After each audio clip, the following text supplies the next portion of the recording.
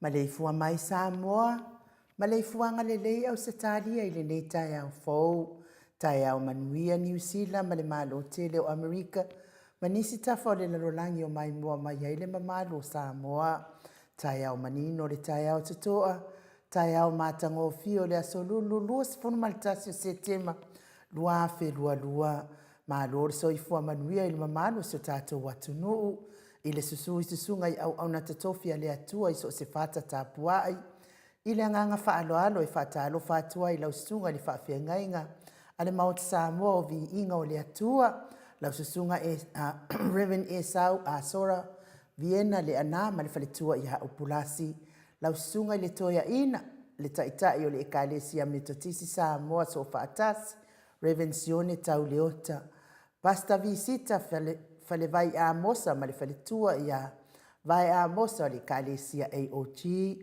Pasta solinga solofa ma le fale tua ia fa vai o le kalesia sofitu. Susunga i le toia ina o le kalesia efa ka satu to atasi. Reverend Tele tausanga ma le fale tua ia matau aina pino no tausanga. Sunga le whawhiangainga ia Reverend whaumomo poleka ma le fale tua ia natia mai o poleka. O le Ekalesia Uniting Church. Pea fo ile sunga ile toia ina. Pasta Mataia, Mika Mataia ma le faletua ia Victoria le Ekalesia Samarianga lelei. Pasta Tauloli ma le faletua ia Alieta o le Ekalesia AOG. Ia le autus tusifo i o le tangaluenga ale AOG. Pasta ainu muri anga avi isa mainaya ma le faletua ia Saipeti o le Ekalesia Emanuelu. Pasta sa ngali tuila epa malfaltua ya fai upu o le kalesia AOG. Pasta faatili sia moa malfaltua. Pia fo ia pasta ya feta malfaltua ya Susana o le kalesia AOG. Reverend awatama tafai ono malfaltua ya katenari o le kalesia efa kasa. Ya manuia fo iusu ngā fono i lau sunga i le whawhiangainga malfaltua. Maisele mawalungo le kalesia. Pa iyo ainga matama, tama maainga, so ngā pule mtumua, tu au mahalatau wa ainga li tai, ma le va au fonti, maise li tapua inga so tātou motu maisa ya sua ma le vai whanua, fōma ai tūlangi sa ole masale au mua ma le lau niun sai lua, le awhio whaatui to fale ula la au namtasi, ma upu ya te ole motsa, tālofa lava, ngā whaaloalo, whaaleo fo ili whaatalofa ili fionga i lea mamalu sa tātou malo, whaperepele o Samoa ila nā fionga i atui ma le li whano, ma le toa so alau vile lua mana na masiofo. Masifo ila fionga li taitai sili, lau sunga tui la epa awe lua whatia lofa na yoti ai ono dokta sa ilele, ma liele ngaoi, ma le whaletua. Ia mesel vai ngā whaia le HRBB i tupu mai o le atunoos. Masifo ila. Whawhiloa i whaaloalo i lawa fionga profesa, Dr. Afualo Luanga Lau Wood Salele, ma le whaletua, mai se le vaeng whaia tautua Samoa, i tupu mai o lo langolangoina, e le whaangaloina le tapua inga mātua i lawa mamaota, le au sina si o tātou watunu, la tau tapua inga mamalu, e i umanuia ai whaiva mati ute o whiangai ai, le mamalu le atunu, i lau sunga tui la epa whai ai ma le whaletua i a maunga mū, whetalenga i a matamua whaali a ma le tausi i a Sinta, tina matua i a Ailini Tipa Robert, ma loso i fua manuia Ailini, pia fo i vili a musiliva ma le whaletua i a Suenga, Mitty Edwards, hea peua taunu manuia le whainga malanga pea, au lele matapula, Tris le musu mauru le leota ma le ainga, ta mamatua i a Saipele Kome ma le whaletua i a Anofale, Telesia sekolatika, ma lor so i fua manuia ia te oti nā matua telesia, pia fo i sidia la e o kene ma le whaletua ia le lovi. Sa ili vau ma le whaletua ia Prestene, whaletua ia Asovale, ma le nofua halo.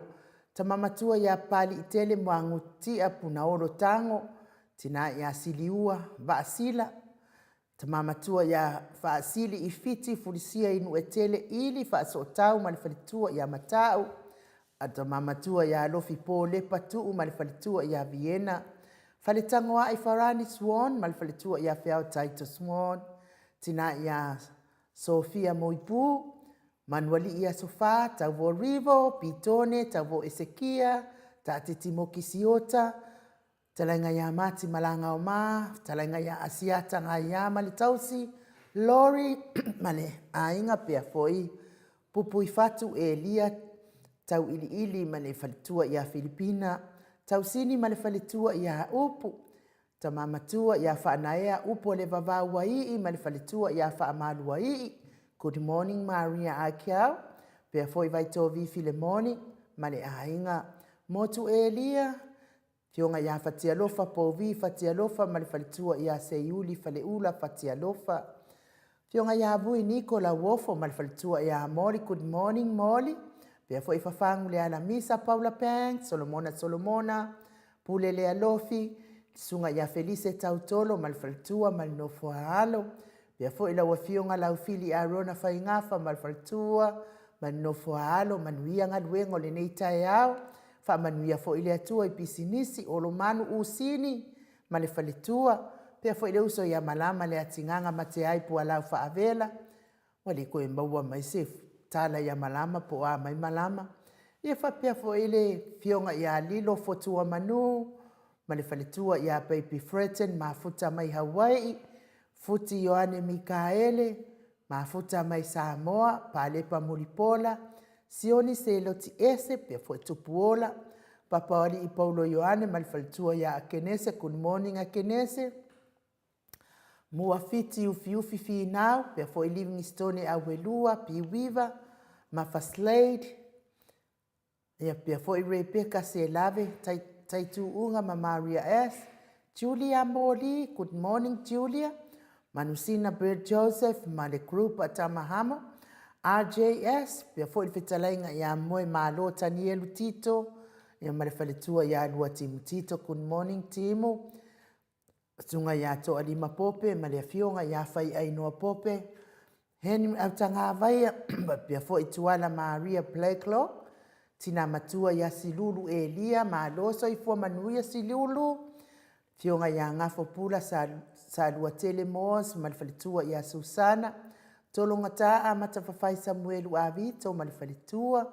Tama matua ia fai ngafa misikei eneliko, mafuta mai New Lau pepa ni upeleti sa wila sepulona faingafa, talafuaina lau pepa, Isaiah Paul, sunga ya peni, malifalitua ia aneta motunuu, fa maoni akape, malifalitua ia fiangai, pia fo ilofi posi a moa, male, lofi posi a moa pe ilua, male, tausi ia Rosita, tina matua ia pepe si itia epa, se umalo feretifunga, toa niko, Florina, Siau maniko ala kurumatunka a fano cheka tina ia maluloto matangi pia foi Gritel matangi tina ia tiosa faatonu ni mata maaloso ifua manuia mau salafa manuia ngaduengo ni yaso pia foi tau ia ileati te vita Isaia telesia fuivaa matua ia to televiko ia malefaltua ia sawo oviko To au pepe Yosefa se tema malifalitua ia Koleti, sa ngale a pelu seaso malifalitua ia Celestina.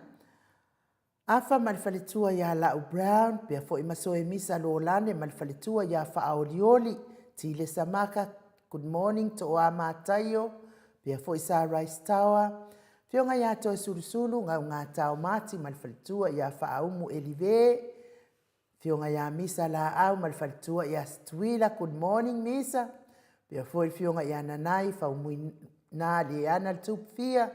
Ia malifalitua la leile fionga ia monanu. Sione maunga male falitua ia Eloisa Samoa Haitang. Taufinga fui maono malifalitua ia Diane. Tawa amitua na ifesili. Pia foi Lisi amitua na ifesili. Lucy pa utalo se walunga malifalitua ia Maleifua-Mai. Pea fo i tau etia taafua sua malifalitua. Ta mamatua ia tapua i le fau malifalitua ia pepa. Loto and Dorothy Yohanes Tower, good morning. Pea fo i ese tata amala, good morning. Lono matawama malea fionga ia ngafo se fulu.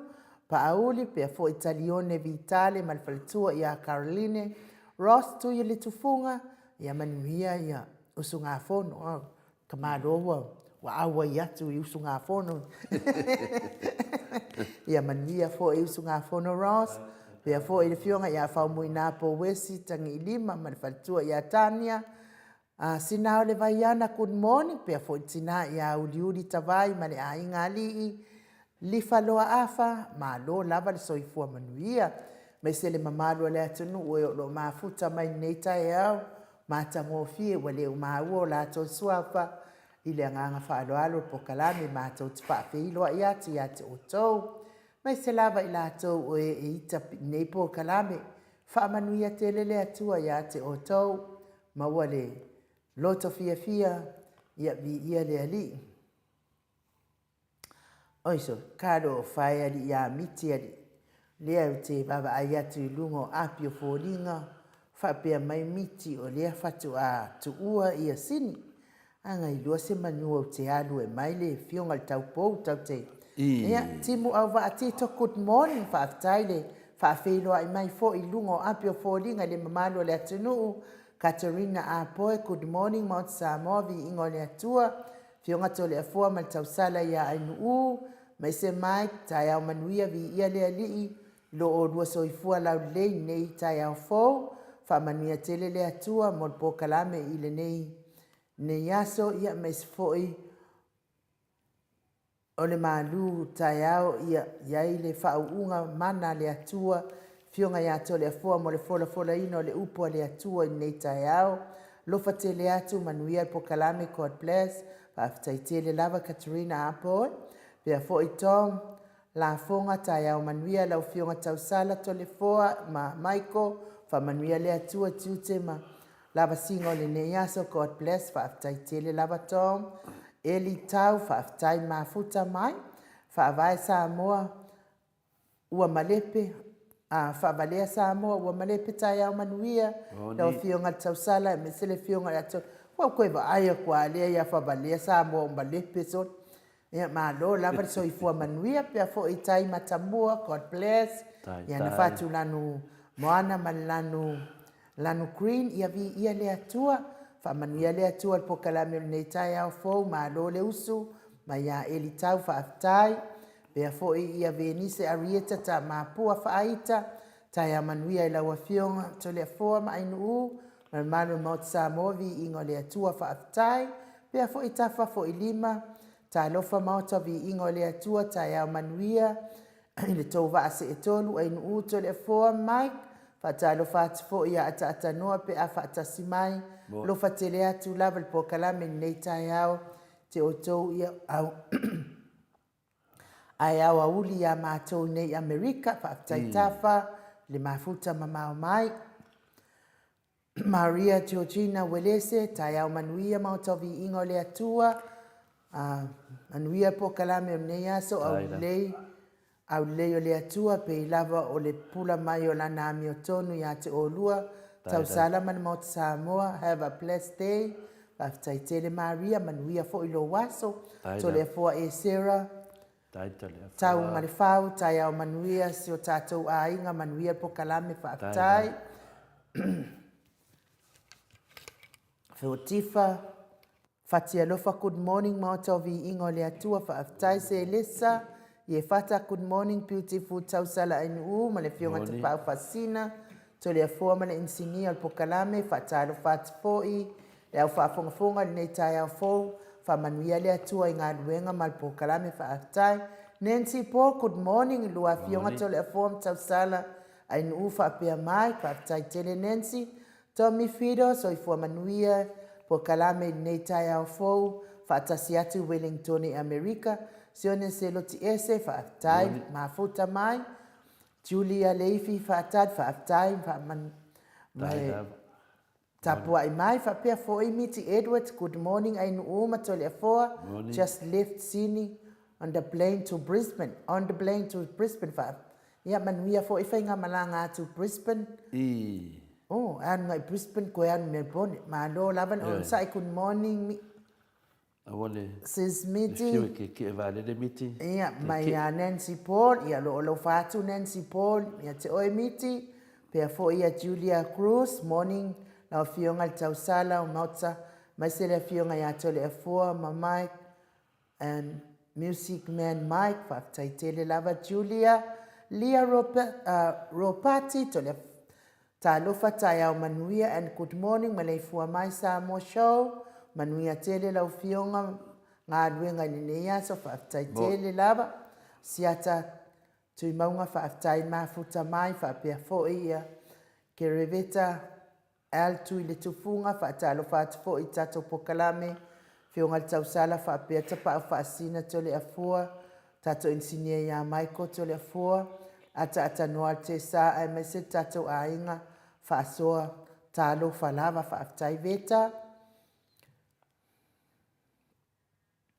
au Arona Salvation Paul whaaftai mafuta mai, tai mau whaamanianga ma tapua inga, piwiva whaaftai tele, tina matua ia seu malo fereti funga, mafuta mamao mai Alaska, good morning, mau Samoa vi ingo lea tua talofa, lua fionga telefoa ainu u, whapea fo i Mike, vi ia lea tua ne tai au fou, ala whai mai le manuia, ma le ola fou, mai le atua ia vi ia pelo tatou atua soifua ia manuia le pokalame matagofia nei taeao, God bless, alofa tele atu sina Burton, manuia le pokalame alofa atu pe ua malanga ifo sina pe a ia manuia fo i sina po fea lava o ai ia manuia ia tafaonga mawhainga malolonga Henry Lese, good morning whaatalofa atu, pokalame matangofie nei taeao le alofo le atua maaloso i fua manuia malangi ma talofa ainu uto le afua Mike atanoa fa manuia le atua ia te otou manuia le upu fola le nei taeao, God bless alofa atu ia manuia fo iyo au e vanga Henry Lese to a matai good morning ainu uma to le afua manuia pokalame fa taitele to a pa o vale lafi le lenga tangaloa manuia pokalame te wafionga manuia pokalame alofa atu ia manuia fo ilo waso pa o vale lafi pa tai mafuta mai ia oni mato otustusina nei tai a tatonto le foa ia ngang falo alo e fa felo ia fo nei tai a fo ma lo le usu ma lo le ona sai ia ma lo fo i le tautua tunu i lo fionga te pa fa sina fionga tu ia ana ave au malanga tama fa sau le tu malo le tu na tu ia tu mai pe fionga ile fa ululu ngole ainga malos se vai ani fo i talainga ile la ulu le tau lau niu talainga tu pa iloa ia a ole Preston ole Ekalesia Katoliko Samoa Ruti Hill ia malole folau manuia tole fo ia fatalo fat fo ile sofa man malo Yesu Keriso ni le tae matangofia ile o fionga te mai tae mota la sunga en u ia le fatalo fa fo ile pa ia la silasi o tato watu no malo fo ile soifua malo fo ile langi malo fo ile usu ia male fia ile tu ne tae au ia le tato mafuta ile na fo lona matangofia ia o te fatalo fatu fo ile matu autostusi ne tae au mua mai lava ia citasione ia male matu senga le lalo i Porirua lalo i Lower Hutt i Wellington ia o fatalo fa mai ia citasione fai masui o le matu maftanga ta mamatua ia pitone mana toa sofa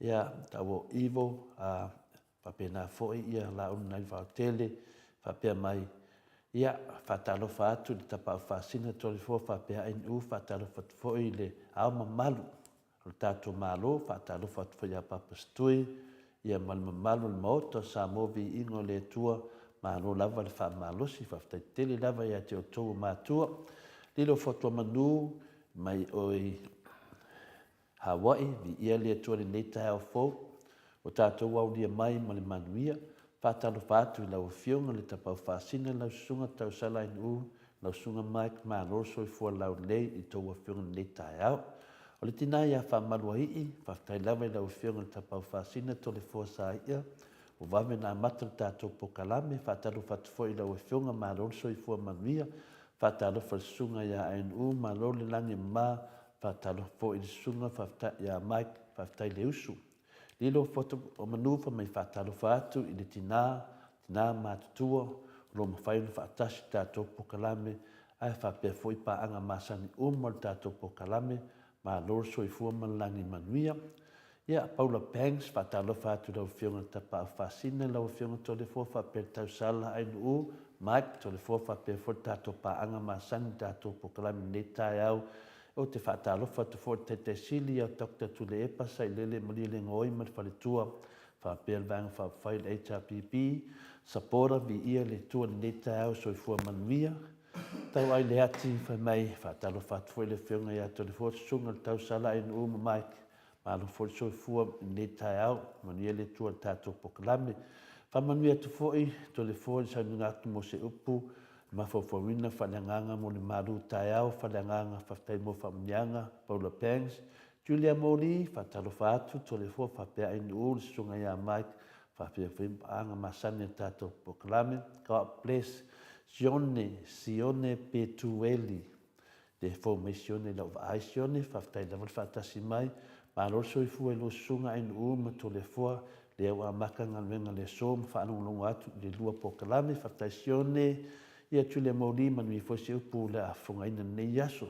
Soramona ta alofa lava le mauta Samoa vi ingo le tua, ia pia foi ANU te lenga ia tanoa, pionga ia fualo professor, ia pia foi sunga ia Mike, mamalu, le ano feitawina lau komeni na po Soramona, whaftaitele lava, ia awale popole o tato vasenga malama lava, ia e fui mea ia tātou vasenga o tangata malama se me fui wasasi po le ase mea o tātou talai ia tātou lava i le tō wha a le atua whaftai lava mo le whaasua mai le po ana po a Soramona whaftai tele lava whatalo whatu fo le teitai sili a papastui mang whawhai le HRPP mai a lilo fotua manu e whapena fo i whatalo mai fo i e whamaluai i le teitai sili mo bang whawhai le HRPP whapena fo i peipi whaitin mai hawa i le ati tau iai le ati tole fua manuia se upu o le whamalosi nei tai au ia whatumu i la utu i le nganga mai le atua manuia le pokalame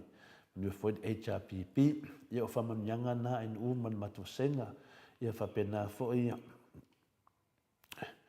ia David Samoa mai talofa tole fua please aua e te min ANU whamolmole ia ANU ia whautua mai David Samoa ia ong sai whai ANU ia whautua tonu matusenga tōsenga ia ong sai ia David ia do wha o tu ANU ia le message ia whaftai tele manuia no waso to lima pope talo whalawa i lau whionga ta pau whasina man tau sala ANU whapea fwere sunga ia Michael to le fua whatalo whalawa ia matusenga na autustusi e ule vana e whalaua meile ngoan matusenga ia ai pio lātou ia lo tustusi pio tunanga nai ni ufa tai tere lava pena foi telesia le ftua so mai foi va tu foi manuia to whionga manuia pokalame ai sili lava number 1 ia keep up the great job ia pena foi ina fa pena foi tai telesia mo famnyanga ia you are the best ia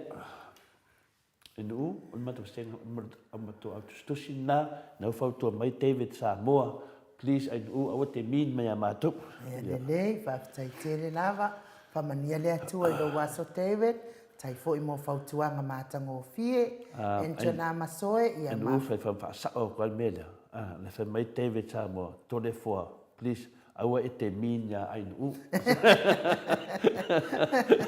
wa ka de di fo dia la fa sa ole na sa te e dia mo sa min no fai tai au manuia ini o fionga tole fo ma tanoa ma tau sala ANU mo Samoa vi ingole atua God bless you all real pokalame tai au fa pe fo isunga ia Mike ia mai Angela Masoe i Melipone whaatai, pia fwoi le sunga ia Felice Ioane, tālu whātu lau whionga ta pau whaasina tole e fōa, lau sunga ANU whaapena insinia o le pokalame ia mai, tai au manuia i le ne yaso fōu mai le ali whaatai, whaumu elive, tai au manuia i lau whionga ta pau whaasina tole e fōa, tau salon mota ANU whaapea fwoi le, whaatalo whātu fwoi ato susulu, mo lua fionga to le fua ma ni u fa pia mai manuia le pokalami nei tai au ia fa manianga ma fa tfiloa I maina mai fa umu e li ve fa pia fo ile fionga ia to susulu nga tau ia ai mai mai se vi ingo le atua tatou te fa filoa ia ma le mamalo le atunu tatou fa solo fo ile tatou pokalami pe ona masani ai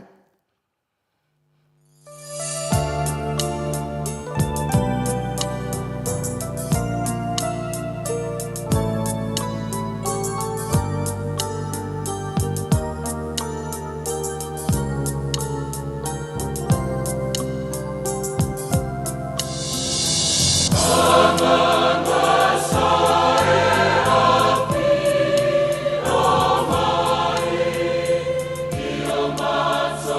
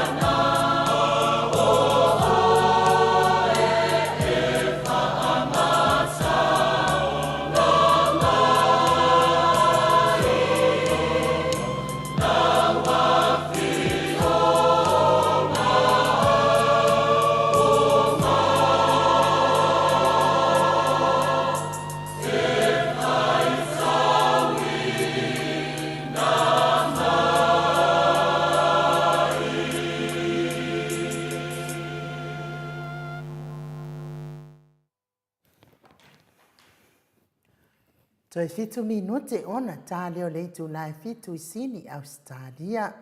Le vi ingo le atua soifua no tō whaafonga mai ai. Langina ile au whai pese me to tisi mai tanu ngā manono. Ile mo i tātou ile nei tai au mātango fita le foa. Ia manuian mādu tai au. Whaftai lawa in o mo le awhanoa. Ia o te manatu, ia o mawhiri teimi whaesina upu ma le whiunga pa ia le atua. Ia whapena ona tō matauina i fo i tātou ma tātou mana manama i fo i tātou sawalinga. Ia he manatua fo i tanu mai le lava i aso, mana i vai aso tua nai. O tātou tātou noa pia i whaawinga, ia ma tātou mana manama atidi ai me le whiunga pa ia le atua. Ia le pese le fitua uma atu whapea mai o le nganga sā, ia po le nganga pa ia lea, nā te whaa nao ia lava nā te whaa maha lama ina. Ia whapea nā fo ia na whaitauina le whiunga pa ia le atua, ma whaa matala me le nganga pa ia ia i tātou. Whapea nā le tātou anganga, tātou te manatua fo ia o neva i teimi, la ho o mai teimi e whiu wai e talinga o tangata e le upo le ali. Ia o tātou whātalitali, ia lea o tātou wa aia tu lava. O le whiunga pa ia le atua, ia awone o tātou vai, nanga o mea umaia sa walo ia mai i te leo tausanga, ma tausanga se i ho o man le temi. Leo tātou tatanoa fo ia mai le te leo temi, wa pai i leo se e lai titi me lava le tātou malu tai au. E le nganga mawalunga o se whaaswhianga fo le nganga le tua. Ia whaamara mai ina pia tātou e tu sai fo e mele whiunga pa ia le tua mea na tutupu. Ia a mese mea lo tutupu ia i tātou. Ia ili tanto nunga malosi lava i le eila vasi se senga mea na tupu ia e sada elu le nuu filifilia le tua. Man mea tupu ia Samoa o lesi fo i nuu wa filifilia i le tua le tātou tanto nunga o tātou o tangata nu ese. Awa talia lava tātou ona o Yesu Kiriso. E le manatu maulunga i o tātou whāsoa, ia o ngāpe, i le whamatalaina, pio nei tala, pio no whātustusaina mena tutupu, e tutusu a fo ima mena tutupu mai i le vaitemio i sala elu, au saule lato malanga mai le vau. O le fesiri, le asea o ngā o a o onga le tusipa ia, po a sa o ngā o mena tutupu le vaitemio i sala elu, mai le whāsu tausanga inua malanga mai ai kupito, le ona le nuu whilwhilia kanana. Ia, le asea ngā mo tātou i le mena tupu le tātou whaavae matulanga whapena. E mai mawhorte mi tātou te taranoa i wamalepe tātou whaavae. Ai tātou te leo nama po lea le toi ngā whihanga le iai. Pera iai maa fuena whamatala tātou tala nei. Ia fisosoani mo i tātou. Ao ngā le lei, a le ao ngā. Awa le popole, le aso le lii, sau pia maa lama. Pa se tātou nunga foi lal mauto Samoa no se e mai tātou meni nei tai au mātango fie. Mo wai fulewa noa e wha leo ai fo i mato e wha tupo e tele le tātou fie e whai tau le whiong pa ia le tua. Ma tātou titilo a ngai e wha atustusa e melo tupu i hai tātou nei temi. O tātou tālu noa i anga sala. O anga sala ia le ana whai e le whai ngā mālo le fast. I tanu tu la i nei whai ngā mālo. E tātou te manatua pele upu mai le ngaruenga e tolu ono na whai upu sumaliva. O le nei, ia sala mo ia mani liu, ina ia soli e sea a o tauanga sala, ina ia o mai ai o tau sanga e file muwai mai luma o le ali.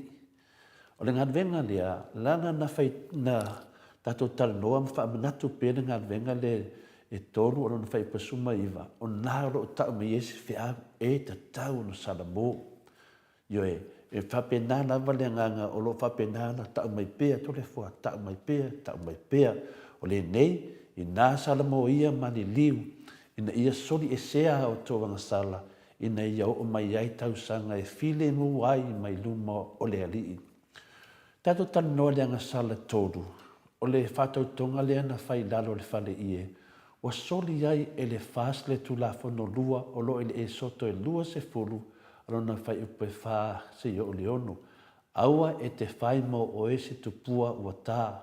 Po se wha atusa lava o se mea o le langi i lunga. Po o le whanua i la lo, po o le sami i la lo o whanua. Aua e te ifo i ai. Aua fui e te au auna i ai. Awa o au le li i lo watua. O le atua fuā, o le tau atu I whānau le ami o tonu a lātou mātua.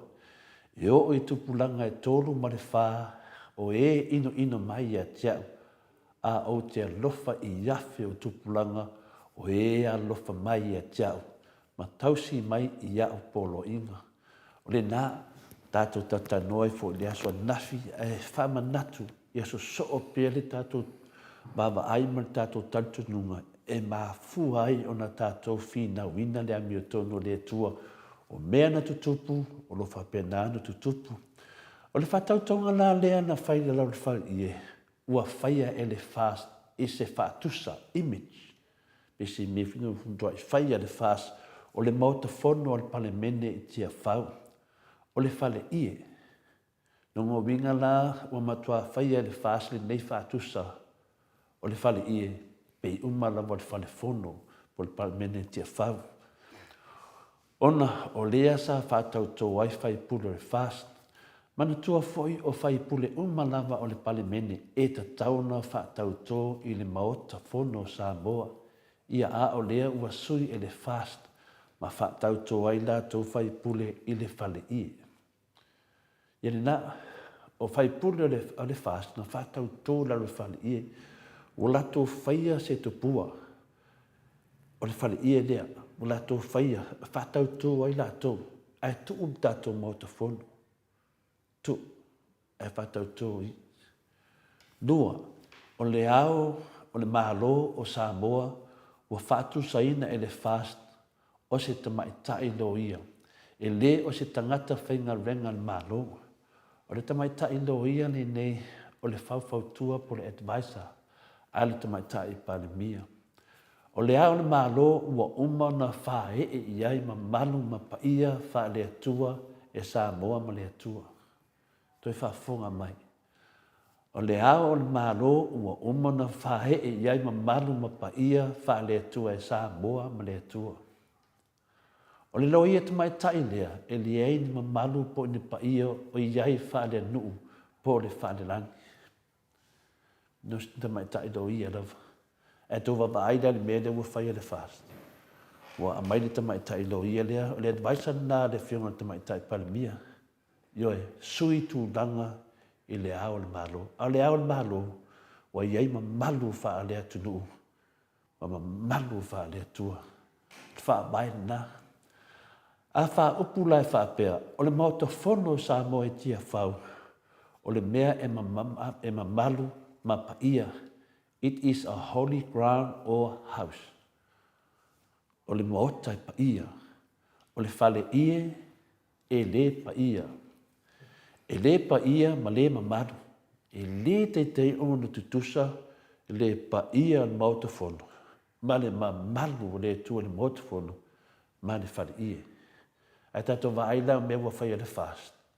Ioi, wala tō whaua le whale ie whai tautonga. Ia, ai le o whaia I le tono le maota.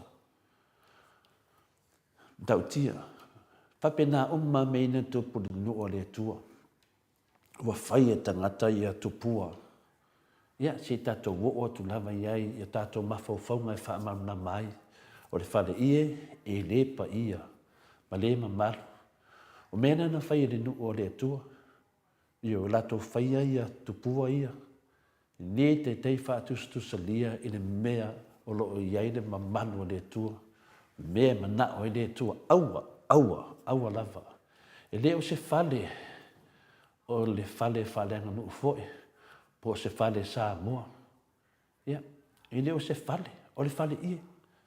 Whio lolo pēna whapea o se whale Samoa. Ia. Tau whio lolo mai tau so e tu mamanu. Whina lele. Yeah, it is not a holy place. It is a very unholy place. E whapena o se nofuanga matua leai se paia o iai, ma e le te tau o na whaatino ina aini sauninga ma malu whapenei o le whaatau tō wina o ne whaipule, o le palemene. O le mea mta o tia la lea ua tūlai mai, o whaipule umana whaatau tō I lalo le whale ie, I le nei longo winga, o fai pule manawa pe pi ele mark for le unholy unholy faipule o pipi e se mak. So se mea te vai faipule ia o faipule e le pa ia. O faipule e le fa uina le anganga o le tua. Le anga le nau fa tau tō i lalo le fale ie. Iai, o i la tato te loi e se sengo faipule na fa tau tō de tono ni motafono, ma faipule na fa tau tō de tono o le fale ie. Le ai se pa ia le tua iai, le ai se mamadu. E fa pe fea la o na la tau la asia le motafono, pa ia. Pe a fai o la e la ei, pe a fai o la e i le pa ia. Dongo minga so se teime te vai e fai pula le fast. Kim fai fa peso sau foi la vai na ia le pa ia. I de o iai le fa manianga le tu. Yo e. Ia o le fa po ngai le na mafuai o na mana na o le fast e fa tau to fai pula le HPP. O le mea tonua na le mana na o le fast e fa to fai pula le HPP i le motofono. Mana tua foi le aso su lima lea i le aso lusu tasi i le mana na o le fast. Watia, danga lawa i loa le fast. O le a fa tau nei ia le vang fai le HPP i tu tonu o le mahota fono o Samoa. Le nofuanga lo pa ia mama malu wai ai lava le hata le atunu po fatu o tangata Samoa. E leo te tonu le fale ie. A leo fatau tō ai. Lea lana tupo i lol mena i le aso suli mo se te malua fudo su matasi. Lea nga o la tau o fai pule e le i whaatau tō ina i to tonu o le motafono. Ia, o nā la e pipi iai e le upu i le ai se pa ia o iai. Le ai se pa ia anga o iai. O le mafu anga le nā o le aso pungisa. Ia, o le tū langa na i wei e le aso pungisa. E wha manatu mei e tātou ia whai pule le fast. O le whai pule e lo iai se pa i anga. Langa e le i wha tau tōina i to tono le motafono. Lea na pala e la to loto ma la to fina ngalo. Ia aua ne i wha tau tōina i le HPP po le fionga te sile tu le epa ma le vanga wha pufai le HPP. Lea na tupu. Aisia, ai la tu whamsnonga. Whātau tō loa, le almina tupu, lea na whātau tō ai loa, le vanga whai o le HPP te tonu al motafono, i le mea ta tau na whātau tō ai. Ia, lea wa whiwa i a HPP ma le pa ia anga le atua, e whiwa i le fast ma le aise pa ia anga o iai. Le aise ma malo iai, mafu anga tonu ale nā o le aso pungsa. Ia, o lea la o le atatou, whaatali nei li unga o le whaatau tonga lea na whaia i lalo o le whale ie. Mai le whamsnonga maurunga. Ai lea la tātou toi malanga loa Israelu si tātou wawa ai le whionga pa ia lea tua i le tamai povi aulo lea na ifo. Lea na rifo mose mai le maunga isnai o pisa o ai la hau pese masisiva Israelu o na ua maua le lātou tamai atua fau. Pero tu langa na ainu. Le family mole pe faina i faitaua mai e pa ia le tua se tau so atu tatou taupu i le soto tolsu matasi tolsu mai lua family mole Fai pasia.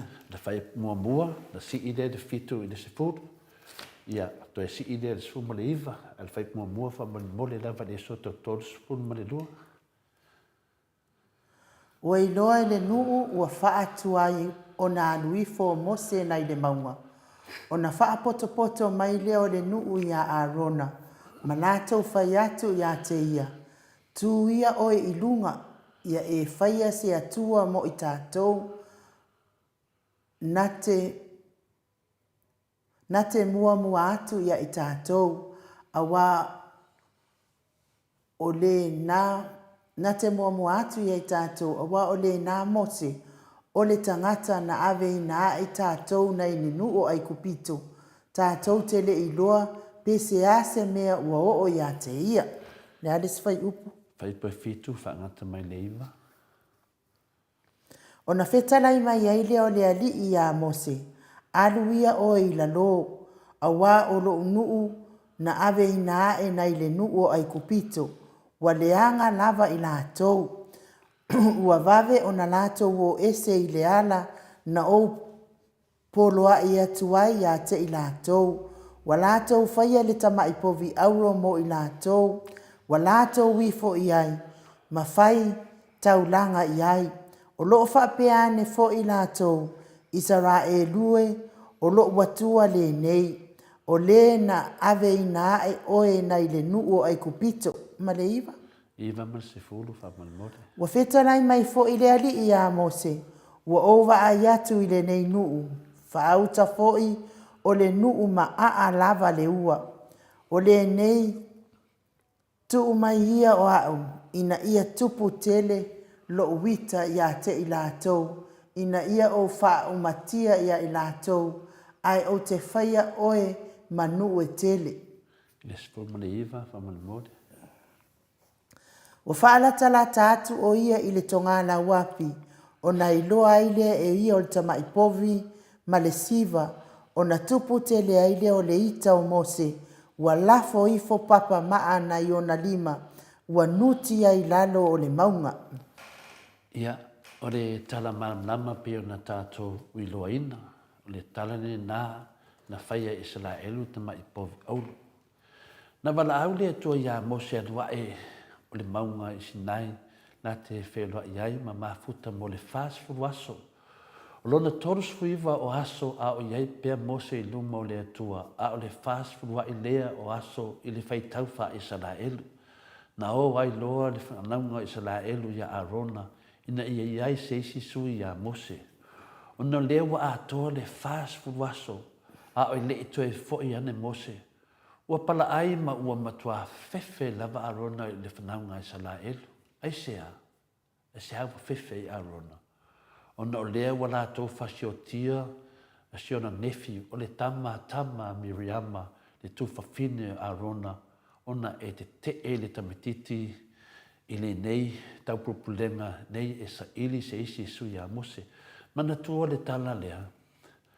Na atu ro lea o tangata nei o Israelu. Ma tau lea fo le nu o Israelu.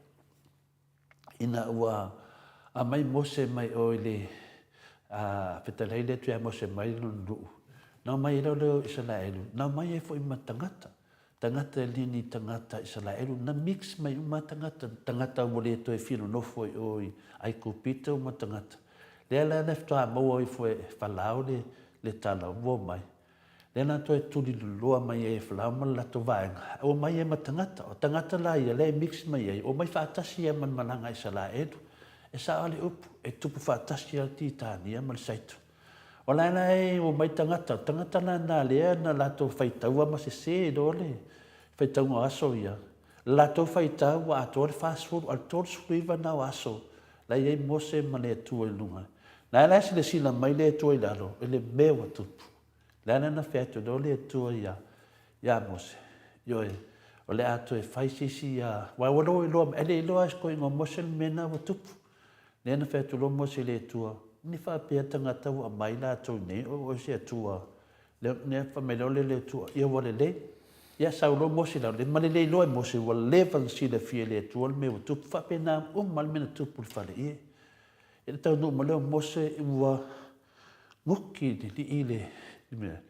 Inga mo loa Mose na loa le atua me le tupu ai vai le finale ne nganga sa ia Mose na temi ioe le tua ele mana Mose le nu o le atua ia e le loa Mose la sila me le tua me o fai le nu a le tu la fono mo aua ne e faia se ia lo faia cha lo tua au ne faia se tupu asa no Mose me mo tai vai Mose Wuki no la ia lea, o nongo winga la, ai le tupu ne melea, no atu le nuu o le sana elu whai atu ia Arona, whapea, ioe, toi sa ili se sui a Mose, ai whaalongo e lo tama Miriama, Miriama la lea o tu fine na Mose ma Arona, le tau pulpulenga lea, ioe, le almena tupu, na whasio tia ia lea le si tamatiti, o fefe lo la ma Arona, le natu lo le tangata le whai atu do iai, le nala le na saulo Arona a mai loia mama aulo me umana fau lo le tupua lea e toi manatu i te au le tala le na tupu le na fai mei tu le epa ia la uli ua ou mana tua vave lava si tama lea na oti. Na oe malau pāti na iloina. Lea e lui ai lava oe e tule epa. Pepe whape whea o na oti si tamititi lea. Ia ai o se mafuanga whapea. Ai o se mafuanga whapea na whasioti si tamititi lea. Lea la lea e sola lava lea miuleanga. Ai tuli loa ina pea. O tātou loa le tala le tamititi na tupu i vaitele. Lea na ave ai whaapitoa le lui e tule epa. Whionga te siri ala auli. Sau e whai maiso tala le tamititi lea. Sau e whai maiso tala le tamititi lea na oti. Iai, lau lui le na. E o martemi nei, e le itali lava le sunga ala auli. E whapenana mena tupu le tala lea. Iai, e le tama Miriama sa whanongolongo i taupulpulenga ia. Ala mena tupu, na whasi o tia. Fefe lo maarona. Fefe lo maarona. Lea lai sa ulo mose, e saura mose, wa tupu mena. Me la lea tato te loa, e sola lava lea miulanga, e tuli loloa ina lava. O lea lava ele itali, maile se sunga i lauri, ina ua lui atu le fionga ni te sili tu le epa. I lunga tato poka la mene, na sa mata tanoa i male fionga te sili. E toe maa natu lai tala i atu spa ia. Le nefio Miriama lea. Le nefio a Arona ma mose. I le latu fina ia Miriam. Ai whasio te tangata ne ino whanongo tamititi. I tau pulpulenga e tau so esese sui a mose. Ia, o le fefe lau Arona lea nau si taia i loa ia Israelu. Wa ana le whaia Arona le mana o Israelu. Ia e whasio tia fusito ina. O lea matua whaatele vavelo i luma le latu tala. Ua sila ifo pa ua waa ifo lea tua i lalo o le au vai maunga. Ia. O lea ua uma na whaile te mai povi aulu. Wa ifo iai Israelu e peio se atua. Mana tua fua i le lua i tu la fono, o le tu la fono se fulu. Aua ne e whai mo oe se atua ese i o luma. Aua ne i whai mo oe se atua ese i o luma. Tu la fono na se fulu. Dana lua i tu la fono. Lea o la ua soli e Israelu le lua i tu la fono o le whengainga. A lea tua mane. Israelu polo nu. Fetelai ane loa le li ia Mose. Sauia ina alu lalo. O le a o wha umatia ina Israelu. Ai o le a o toi whaia se isi lalo langi fau e a mata ia te oe. E le o i loa e Mose le mele o tupu i le au vai maunga o Sinai. O na talo sanga leo Mose ma whai atu i le atua. A e wha umatia ina ne Israelu. Ona whapea lea o oe o se atua o whasio ti tangata. O le mea lea na e mana o ai. E au mai Israelu nai ai kopito. Ina ia e whasio ti a te lato le vau. Ona salamo lea o le atua o wana whauma. Wana le whauma tia Israelu. Ona aluifo lea o Mose ma papa maa e lua o tula fono e se fulu. Ile au mai maunga. Le te tono le soto lea. Tonu sumai lua non whai pasuma le iwa. Wa whaalata atu o ia i le tonga la wapi, o nei loha i lea e ia o le tamai povi masiva o na tupu tele ai lea o le ita Mose. Wa lafo i fo papa maa na i ona lima, wa nuti ai i lalo le au vai maunga. Wa nuti ai lalo le maunga. Ioe, o le mea lea matua, ta lia ngata e Mose le nei mea ua tupu ia e Salaelu. Whapea lava Mose ai o se pepelo a le atua a o lea ua mauti noa e Mose le mea na sai ai le atua ia te ia i lunga o le maunga. O na tongi ai lea e Mose o papa maa i lalo manuti li iai. O na o lea ua na wha maonia e moni lava le atua. Lea le winga moni na tongi e Mose le papa maa ne i lalo mata eiai. Whai mai Mose, isa la elu. Ua malepe le tātou whengainga mle atua, wā ua o tau wifo atu i atua ese. Ua malepe le whengainga mle atua, ua malepe le tātou whengainga mle atua. Tātou toi fo mai i le whātau tonga lea na whai le whale ie, ma se whai unga le whamsinonga maualunga. O le whai unga ua maua mai le whamsinonga maualunga. O le whātau tonga na whaia i lalo le whale ie, e soli tu la fono, to e soli whawai. O le whatautonga na whaia I lalo le whale ie e soli tu la fono to e soli whawai. E to e sauwa I loa mara siu siu, e whao ngā pea. O lona winga o le tātou whea ngainga ma le atua, o tātou mātua ma tātou tua a, ua ta lepe sa tiu. Ua ave ese le atua ai suia e sa tiu ia, lava ia te ia. O lona winga o sa tiu o le atua, a wā ua ia ta lepe, to e ta lepe, ma to e ta lepe, ma to e ta lepe, ma sanga ta lepe pea tātou whāwai, e au noa ma se popoi. Wai e ale ni tangata o sa tiu, talo whai, wa e ta alo I le afi. Ia, Samoa, e le leila Israelu, na toe wala auane le atua ia Mose, e toe aluatu mani papa maa, e toe tusi ai le tula fono. Na toe whaafo wina fo I le whengainga Israelu ma le atua, ina ua sala mo Israelu, ma toe li watu I le atua. Alfesidi, ai a Samoa, o a whea e sala mo ai le fast.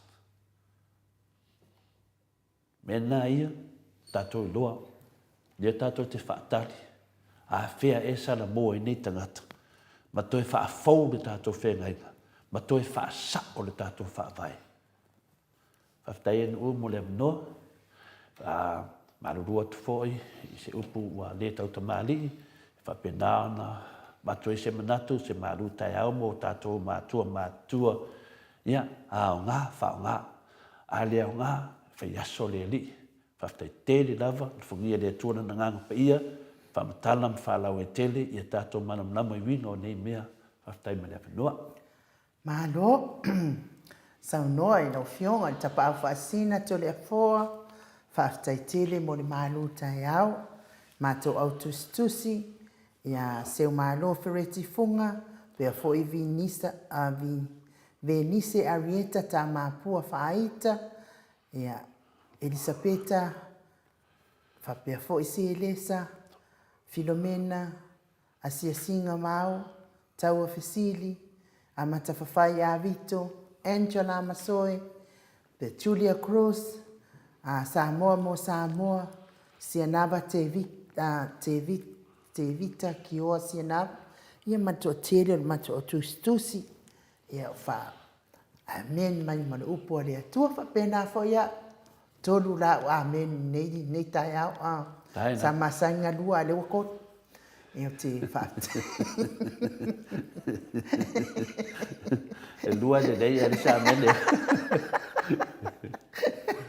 E whaftai an me sile lai mo, le amene. E o ne sili manta ua te le fua, e o le whaafonga anga le malo le atunu, o inai tamā, matina mātua, sa I foi maltape nanga o le malu tai au, ia le atua ia na upu, whaftai foi, e sa o lava o upu, a le fionga pa ia le atua e le loto, e whainga tā foi ona wha winga moni ia winga o ana fionga pa ia ia le atua, whai foi wa ao ngā, ia ni malu tai au, whaafonga mai le malo le atunu, tātou tau whai ave I vi inga o le atua, ono nanga le lei, ia maana upu, e sanga wha manatu mai pea I lona nu o Samoa, ia mese le whai ngā malo o lo tūla I mai nei, salamo, ina ia solo ia sia, ia angasala, ia ua ne I tauia I whanau, ia ai o te tatonu to le fo le a tātou o se vi inga o le atua, whaasolo ai leo le tātou pokalami, a ia sang whamanuia pea le atua, e lo fionga le tapau whaasina, maua pea le fia, whaitau le fionga pa ia le atua, ia ma sanga, ma whaipua tātou malu tai au, ia wale whaafonga mai le malo le atunu, lia ropati, ma tango fie le upu fola nei tai au to le foa, maua pea o manatu le lei, a wale upu le atua, amen. I o te manatuaina ainu, e le saunoanga le whaitona le palemene, e le ua wha, e le milia whau. Ia upu e finale o le vinga na whamatalanga, e whapena fo I le fionga pa ia le atua. E le milia whau. e vatu sa'o lafa pia tulaga na e fa'amalulua tu fo'i le e te teuteu moafale loa i mataupu nei le maua lo le agaga alu sa'o ale fe'auvia na mai le fioga paia le atua ua o le mea mafua ai o le ale mafua'aga la tu'u e totonu lenei tala tāua i tonu tusi paia le fioga paia le atua lea la e fa'atustusa ai mea utupu logovina ai e foi nisi fa'apea ua tuhas te to le fua poua talanoa te lea ai paualanalana mea lē palai e tole foi tautala ai ua e lavea uma iā tatou e aogā foi mo tole fua pa fa'apea o se teimi ai ai tole fua tonu nei mea fa'afa'ai e fa'apena foi ona lavea ai uma tatou e lē ua fa'au'u ia upu e le milia fa'au'u le e momoni e le fe'au lea ia lea le tatou fa'atalutali po afea e tafa ai ma salamo le vaegafa'aufai le fast ato e fa'asa'o le tatou fa'avae ua lea le tatou lua lelei o saunoa le fioga le taitaisili paua le mea se longa lava toe fo'i latou i tonu tuafai toe fa'asa'o le tatou fa'avae a le taitonuga to le foa e mafai pe afai la salamo tagata nei a salamo ia lai me tau fa'atali ai e lē fai loa o mai lē toe fai fa'alele fa'avae ma toe fa'asa'o le fa'avae ma toe amata lelei fa'avae ia o le tulaga na e tatou tu'u peina mau le atua o te talitonu lava a'uia o lo'o silasila mai le atua afai alofa le atua ia sala'elu e lofa foi le atua ia Samoa ia pe tulaga na inuu laga e fai asina ogaoga o mea e tate iloa lau pauleva le mea te lē pala'ai famatala le fioga paia le atua ia pe o le tulaga na te isisi ia tafa fo'i lima you are the A+.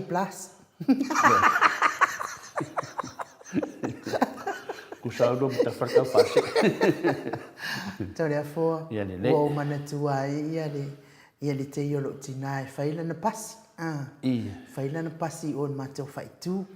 Wa tawaula na lelele ia le mafofo stoi. Ia telefo e atuale po le pasi I salenga e kauai o salolonga e po le pasi.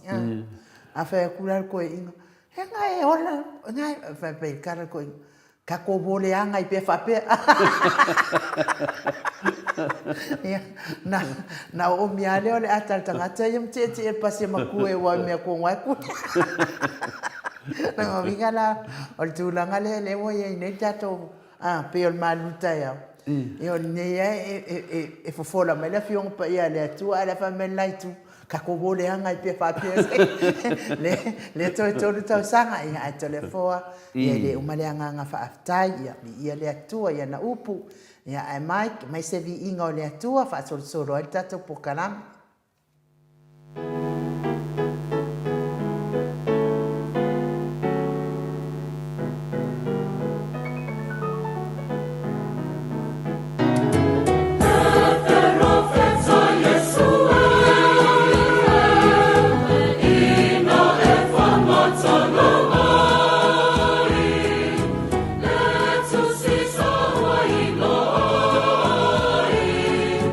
Oh, no, no, no.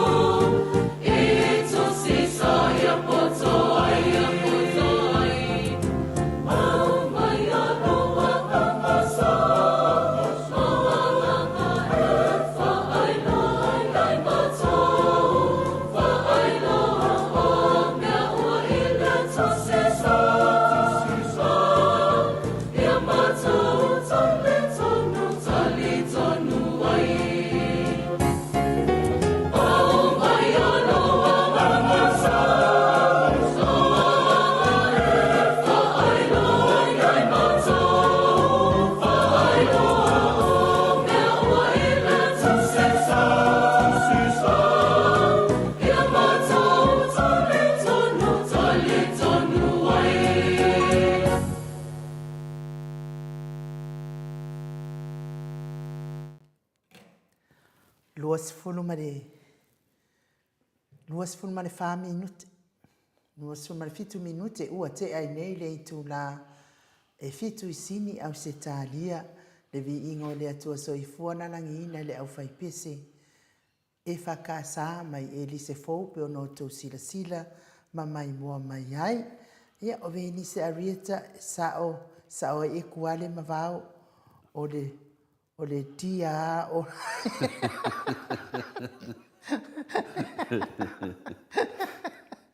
ia malo lava whaasoa malo fo il poka I nei tai au matangofie tiosa whaatonu ni o mata manuia il poka lami o nei tai au matangofie ia whamai ia malo so I fua manuia I lau fionga tui whaasina ia puwa mai po fea ua o Samoa lea ua e whemalanga ia I fo I nei tai au matangofie o solo sului good morning solo sului malo whaaftaito le afua mo whaasoa fo ia pea le vi inga I le atua I whaavavau amen I sao le lei solo ia fo mai solo le autustusi ia vi ia le atua ia whai mai ia le au pepe pili Ioane amen amen amen amen times 5 Runga kimi 5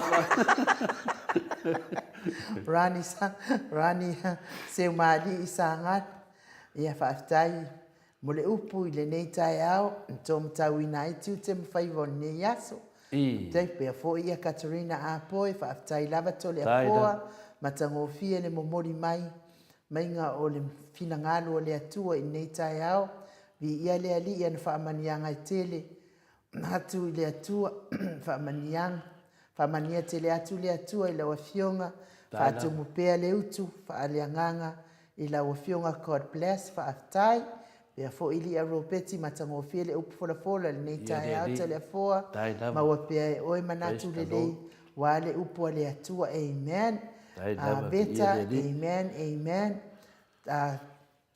mai Samoa talofa manuia po kalame Henry welese amen amen pena fo ia tafa fo ilima maloto le foa amen ia le atua nei tai au whaaftai fo ile malo le atunu ule ma futa mlango mai tatou po kalame ma tangofie uma mea uma pe a ia lango mai fo ia le malo le tatou watunu o fiao taito suon o le tausisi le amiotonu ma le alofa e mawai le ola ma le amiotonu ma le vi inga tai au manuia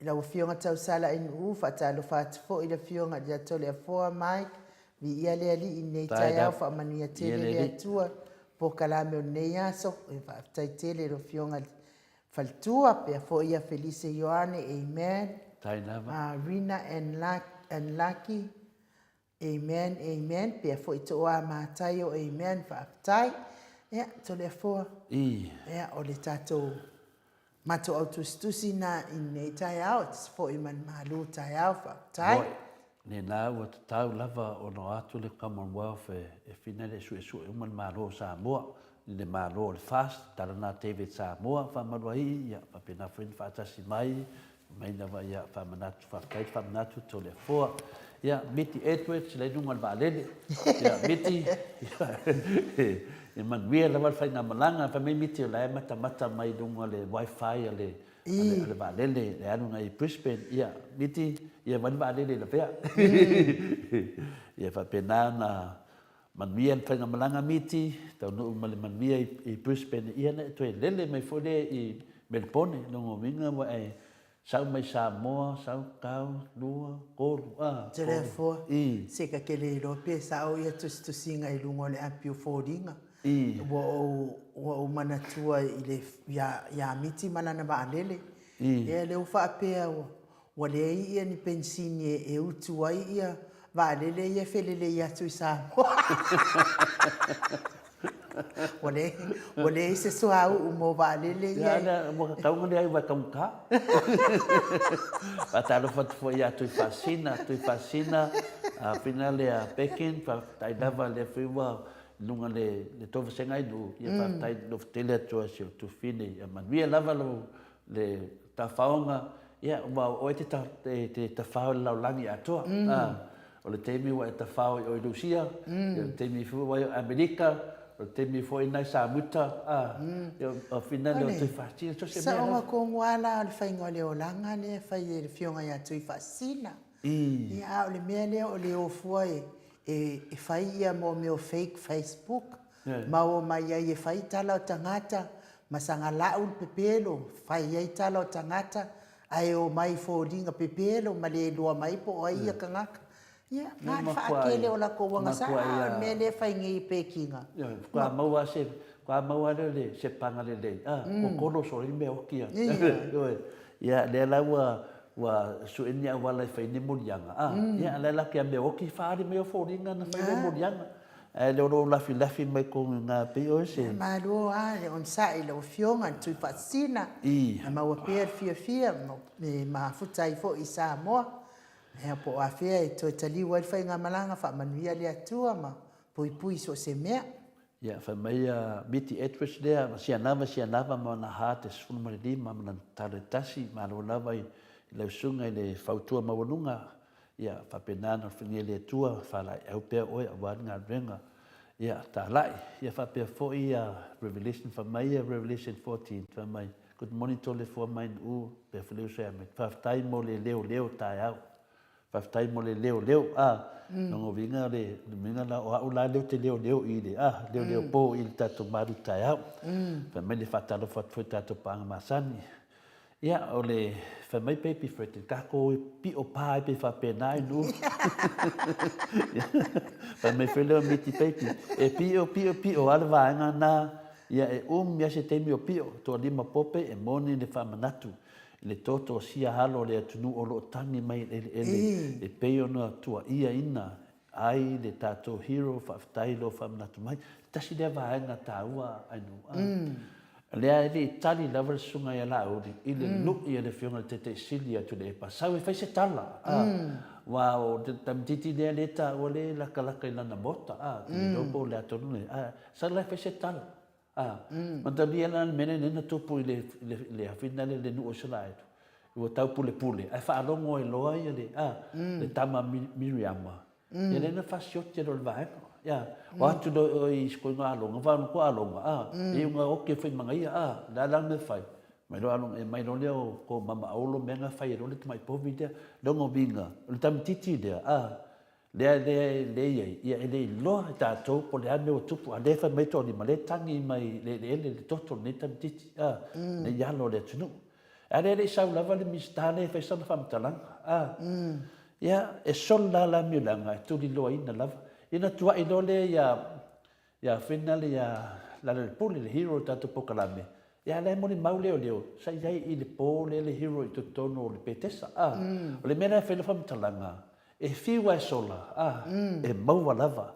Ia le tato ni. Ia le lawa kiria mai le pole. Ia le so e lava.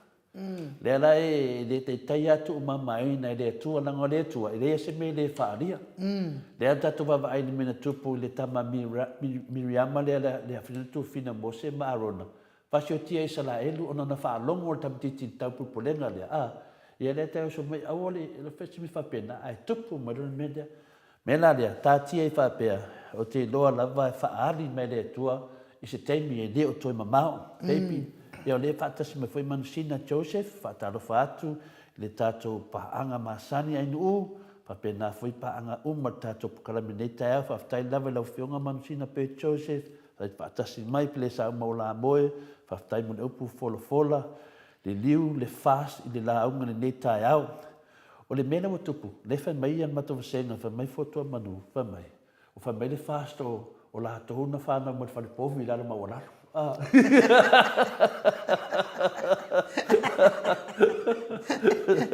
E que ora ama a pengi pofi. Yo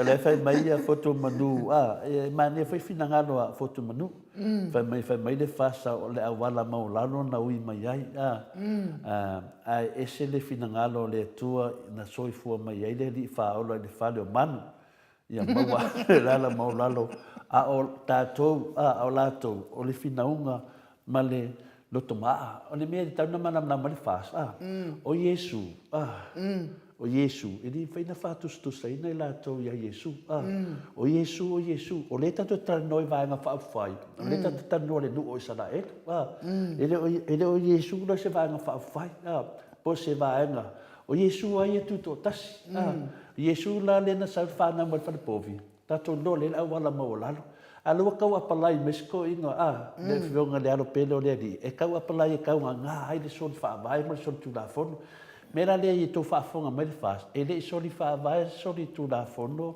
ia Yesu na whanau ma mai Yesu le whale povi e ese le mission e whaamanu e le soli a Yesu se whaavai po se tūlafono na soli e Israelu le tūlafono e pei lava le fast ale ese senga la ua sala mo Israelu ma ua toe fo'i le tua ma toe whaile whiangainga ale fast lea na vai whaatari po a whea sala mo ai e le mawhaina tau whatustusa ia Yesu lenga e le solia Yesu le whaavai e le solia fo Yesu se tūlafonu ai mawhaina whatustusa ia Israelu lana na solia Israelu le whaavai toe soli mai tūlafonu whapei lava o tau so ia to te wha sisea le tunu whaftai mo whamanatu a foto i manu Mano, mana ia foi ia le saunoanga na foto manu lau fionga tapau fasina. Ia. Pe foi o ni mele a tatou te vevesi ai ma tatou tala noa foi i le mole ole ese nga mole saunoanga tangata ia ili poto e ilo na tamai. Ma le saunoanga foi tangata foi ile ai masemea o ia. Ai fai mai lole o na uoia te. Sa tofi ia le au so o Yesu. Sa ele i tofia i tangata wai umai ni a onga. Ele i tofia fo i tangata e whaintu si pas. Sa tofi mai i le au whaiwhaiva. Whamalau umamai a leo o i tu a inga tangata sa tofi mai ele au so o Yesu. Ona o nofo a lea tole a fōa mawhiliuliwa i lo mawhauwhau. O le mea lava lea e sele le leia i o le e kalesia lea mātou. E fia ke le oso i le mea lea. E oso i tō whinga ia oso o Yesu. So stangata e liliu nona o langa mai risi e kalesia ngai e kalesia ia mātou. O te tautala au ia tole a fua lea ngau au ia na au e kalesia mai ane, e kalesia mai lo laititi. O le misionga lava lea e au mai. E le i kofia e Yesu nka ngaka popoko man ka ngaka kamamai e whai maonga so. E au ngofongofo alea ma wheliuliu au watusa wa whaatusa nei lai tono le pale mene le wa iei nei. Wa unga le ese ia tuila e pale sa iai ona to mai whapitoa. Onga whapitoa ia le wa taitai mai e fia me e le aise. Le ese kito mai whapitoa tūnanga whapena. E au ngofongofo alea wa uma wheliuliu wa e ma lulu ulu. Lulu ulu ma. Nei wana o whesiri le si whewhea. Si whai mai a sau fisosoani. Whai mai whai mana ia la ia o le fisosoani le whewhea. Ia por ta mama lo fo ile ia poreka. Wai, ie fo tato papakiu sa whairu mai ina o whesiri wa ke ia skoe inga e se ale mea na. E whai, e kalango al papakiu ai wha o fiofia tuala o siri. E lenga e le mawhaina ese. I le mea alea. O mana ia la ia o le saunoanga al whaiwhea. O Yesu e whai ana ngā luenga uma mai le whaatonunga anam tama. E wholo fo i mea umai. E malesi o Yesu na te silafia o le atua na te silafia i a loto ma nganga tangata uma ma whauwhau. Lea lana totofi ai e Yesu o na so. Ia a tato. Kau kele i loa, ia. Longo minga lai nu. A whapena se nganga whapena. Wa matoria la le whai mai. O Yesu na tō whiera na so. Ina o whai wa. Ia, o mera le te whai atu nei. E whawhenga koe kowhinka ngaka kau kopero nunga kuspa. Whawhenga koe kowhinka ngaka sori pula fongo, sori whawai. Ia ele so dia so o Yesu ni fa vai mo kula fo. O le me te tau na mana me ta pu e fa ngofia. O le te tala noa na le vaanga fa fai tato te le tala noa tangata tai to tas. O le vaanga fa fai na me fa tu saina o le nu o Israel. Le tata noa ye o so panga le mea. Ele o fea tai to tasi le ta ko tato. O le fai fa fina le vaanga fa fai. Le fa tu stu le mina tupu ya Israel. Ye na ua soli Israel tu la fono. Ma fa vai le tua. Le na nguki e loe Mose le koe fa le le e Mose muni ma le tua. Le mera fa tu o Samoa la. E fa pena e le ma fa na e fa tu sa le fa ya Yesu. O Yesu e to tas. O le fa sa ya ko afi mo kupu kangaka. E le fa na e fa tu sa ya le so o Yesu. Na to su lo so. E sa o e le la unga le sfefia. O tole au fai pisinisi. A le whamanuia le atua i pisinisi ngau le ngau. Fa peare fai ngau leo fai fiaua. Ngau lesi ngau lungo lesi ngau. A le fai mai solo sului. Ai no uma tole e foa. Fai mai te spaia. E le eise mea lilo i lalo le la. E fai loa mai lava i le atua. Le na maliwai si tama. Mera le fetua inu le winga na whamitalanga. Nanga le fe mai la to na fa na Yesu le fa de man. Na fia mai Yesu se wala mo wala. Oi, pa fe na fa tu se le wala mo le Yesu, ma le fosse le fa se fa le. Man savadi ole a finga le fam singo sidi fosse ka la mo fe ko ole pale menge. Kusa lai whakanga whai ma whakasingo sidi ngā ruenga anu. Se fai a kwa la vanga rea. Fa whenga e whakusa Yesu ngā ui mai le awala loko mawalalo. Le whale o manu. Fa whenga e whakusa le whale ia anga sala ngā le loto mawalalo. Anga whaapena e ko ke whaanga le loto mawalalo le whale ia whai mai o le tonu. Tato toi o whale le toi whai pāloka. Manua o tutusa e leo mani mea lea. E ni ma whaina e whatusa le loto mawalalo Yesu. Ka lo whaia Yesu o whaakusa le ka ngaka. Ana o le nā taimi tole a fua. E leiro pe mano a lato. Pere pe mano a lato ia. Tato mani lie umai loa o le wha. Ale mele le isu le yenei. O le whaakusa inga. Ke le ke epe o ia mano. O le whaakusa inga inu. E whaafewhea o lako whaakusa inga le lako mea ngā whai i le loko mawalalo Yesu. Mo kua wā leo le kangaka inu. Ai whaafenga lako le kangaka le whai mai whaakusa inga i le whiwhiringa lo so o Yesu. E whiwhirida ngaka ngā oi ma kangaka ai wālea me kai kaida ku. O le meanga le manga oi oko. A whai oko ai wālea pia oko. E le se mea le ako mai fui mai whamakananga wākilenga i loko ko ai wālea. Pero tu nanga na inu. Lai whaapea tangata i e sau ma upotuspa i e lafi mai ai longa vai. I ke le a palaiangi me whapena. E nau sau no ato inu. O le whai mai le whai whiau. Mamua le whai whiau o lo i ai le whaunga le atua. Na sila fia lei e Yesu mea umanei wa oia o le atua. Le loto tangata. Ia ane me whatusa mai ia. A whapea e whiwhiri sa kaka kau ko pe pelo no mo le kuspa ia. I ko kongo le pale menge Samoa. A wha se whea lang ko whameo. E le e whapea na whaingo le mea. Menga ka o meo le anga ko uru. O le vinga sao ai nu. Ka ko wore ka la ia mose. E mana mai. I le ma whaingo ko whakuskusa inga o ko ma ko wanga sala i le li whaola. Ma le whale ie ngā ko whai ele ngā sala. Ma le whale o mangu ngā mai loko maua lalo le tua. Ia sala mō tangata. Ma ia whapenato e maua so tanga ma le tua. E ala ia Yesu Kiriso le tato whaola. Pero tarana in ue whaamamnama tua ele au se una. Malo, tatono le atato o se vi ingo le tua. Ia so ta e tlo atanoa wa fo i tato telefone le tai au mai. Man hian manatu leo sa wa lofi pōsi a mua. Whamai. E toa tasi ale so o Yesu ngānu e se onga ua levanga whau ma whawhau. Ia mate mai ai o tua. Po ai e whātusa ai le vai taule nei. E kasi ale so o Yesu Iuta. Lenga whalaka I rau tau vai e ngei le male pe lepe o le whainga maro te mine. I whainga le so o le tasi. Ia le stato pesi.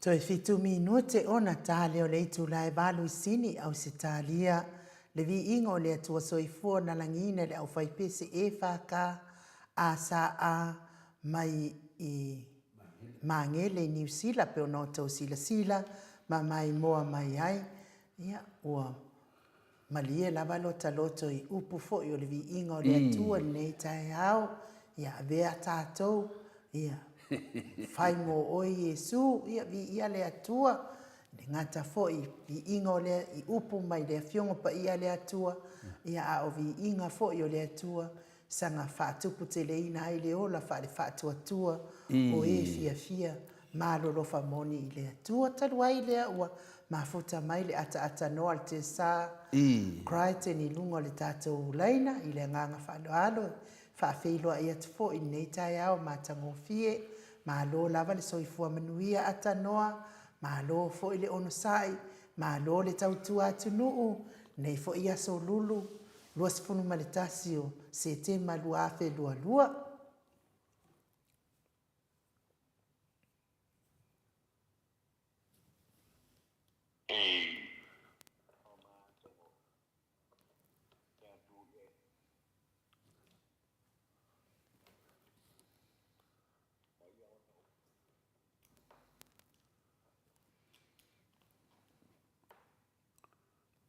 Mike.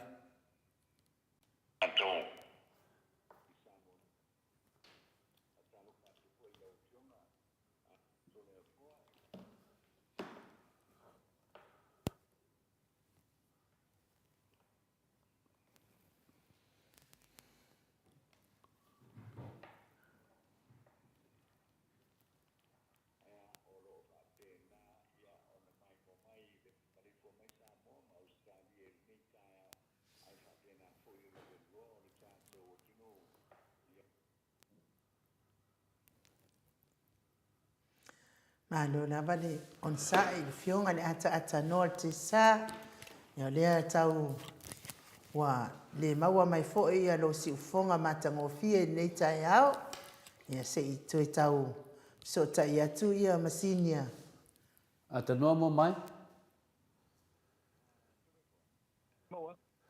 Ia, Mike. ata noa ia toi sau noa mai fa mole le ngale fatu at ma wa atu lo si ufonga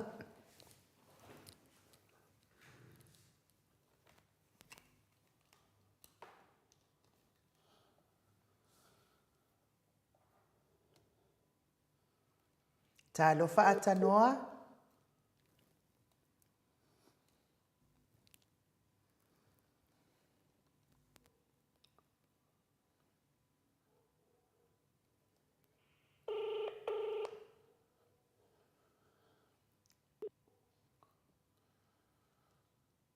Tala whata noa? Ia, leo mau atu. ia toe whatalofa mai le tunu ata noa whamole ia tai dawa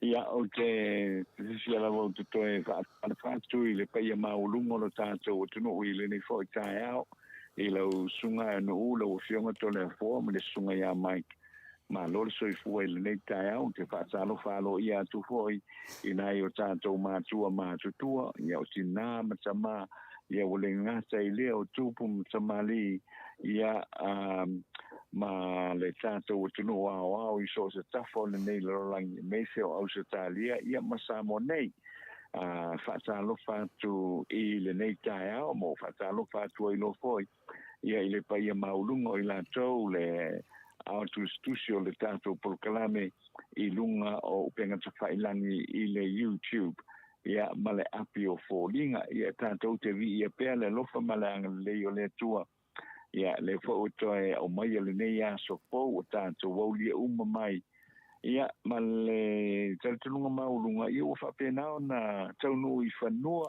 ia i tātou fōi sa tātou whenua i Samoa nei i le fai ungo le vai aso na tēnei ia ona o le wha moe ia o le ngata i wha la velave o ainga ia ai mei se foi ia le malanga mai foi le seina o le lulu le asa whaia le tātou vaenga wha upo whaia le HRPP ia i le whai ungo le vai aso ia manisi foi o fuafuanga ia e te tawai ia i nai ainga te tasi ia whai o le naua to e tari watu to telu le whainga malanga ia e tali tonu o taunu i whanua wheilo i fo i maina ma le fia whapo i eile vi i ngai le atua ia a ole nei ata e ao ia to le fo ma anu u ma tongo fie le susulu ma ulunga o le lai le nei ka e ao ma whanawhana le whonga ele ma le ea o lo i ai teimi le nei ia le aima se tūlanga po ile te vai e tuwha pēr e ono timu se teimi o le so le ole vai alna lo i tai au nei mātango fia me umai le tātou atunu o ia male tāu lia mai foi ia o le nei aso fou le aso lulu le nei ia i le o ngā titonu le nei vai aso pe o le tātou ia ito le fōma anu Malo, saunoa i lau fionga le ata noa te sā ia tātou le alu lava i le va ai tau wha Samoa. Nga susu e au le pola kiro i ngai le langi.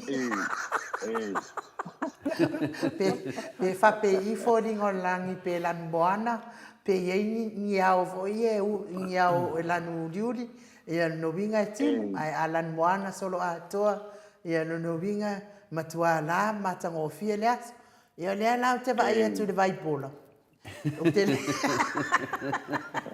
I nei tato ofisa fasala o te lo va ai atu se la no inga pe fōringa mai e timu nei aso lau fionga atata no te sa ia mātou nei sini le la wan e se le va pola lea wa fai tere le se wa le va pola le a un neta au le la wan le diu ia le va pola to le diu disi va pola ia o le tulaga na pe na saunoa ia ain ua tata noa ia pe o le tulaga fina le ia le tatou taeao ia ese taeao ese taeao o tatou o mai nei taeao ia o lagona fo le nei taeao a tata noa sa fai atu le malu taeao le ia e whaari mai le matawasega ia tiao ia tala le au fasfa mai o le tala lana whamatala talafona le whengai ngā mose ma o le Israelu ma le atua le nguki e mose le whaari mose ina wa sao le atua wa le anga le nu o Israelu whai le soli tu la fona la le tau whamatala le tala a le whai mai i matawasega whai mai le fasfa o la to e muli tai i whanau mai Yesu le whale povi la mawalano e whatustusa le lato mea lea angasala na whai la whare ie e tau whatustusa le whanau mai Yesu la wala maulano nera lena o tali atu matu vasenga whai atu e lau whasa me mua lava e le i angasala le whina le mena whai Yesu ele yang sala ele isoli Yesu se tu la fono po se fa vai i no fa nau Yesu de ele fa le man na soli la to le fa vai i no fa le la to so le latou le tulafono ma le faavaai no fai le latou faatautoga i lalo o le faleʻi o le makua le mafaufauliga ka faakusikusa le kakoholiʻi faaola i le lako agasala sa fai ia o lenā la lea te faasao atu ia e fai mai lea o le tulaga na fai mai lea o lea ainuu fai mai foi le faasafa mai o iesu ia na tofi lava le usoo i lii tofi tagata e fai ni faailoga ia o nofo lea ma ae te ua tali mai ia anu faamatali mai le faifeʻa fai mai o iesu o le atua na te silafia uma me uma le loto tagata e vai me faakusikusa e faafea faakusikusa kofi lauli le kaukou pepele o luga le kusipaia ia o le mea tonu ana tate lē fiu e faamalamalama le atunuu o tagata nei e lē faia le faatautoga lalo le faleʻia so se mea o te vaai o le miniska po le faipule e pipiʻi ai le makfina leʻa o tagata e le o iai se paʻiaaga o le atua ioe a o tagata na faatautou tona maota pe o le taʻitaʻisili atu le epa ma le HRPP o tagata na e pipiʻi ai le paʻiaaga le atua ai sea o mea mamalu ma mea na le atua ioe ia logoviga la e tatou te tatanoa ia tanoa e tusa foʻi ma manatu o le matavasenga o lea e fai mai foi isi matavasenga le taeau nei aino ia leu te loa le faamatala mea ia ma tatanoa matanoa ae toetui le avanoa a tatanoa faamolemole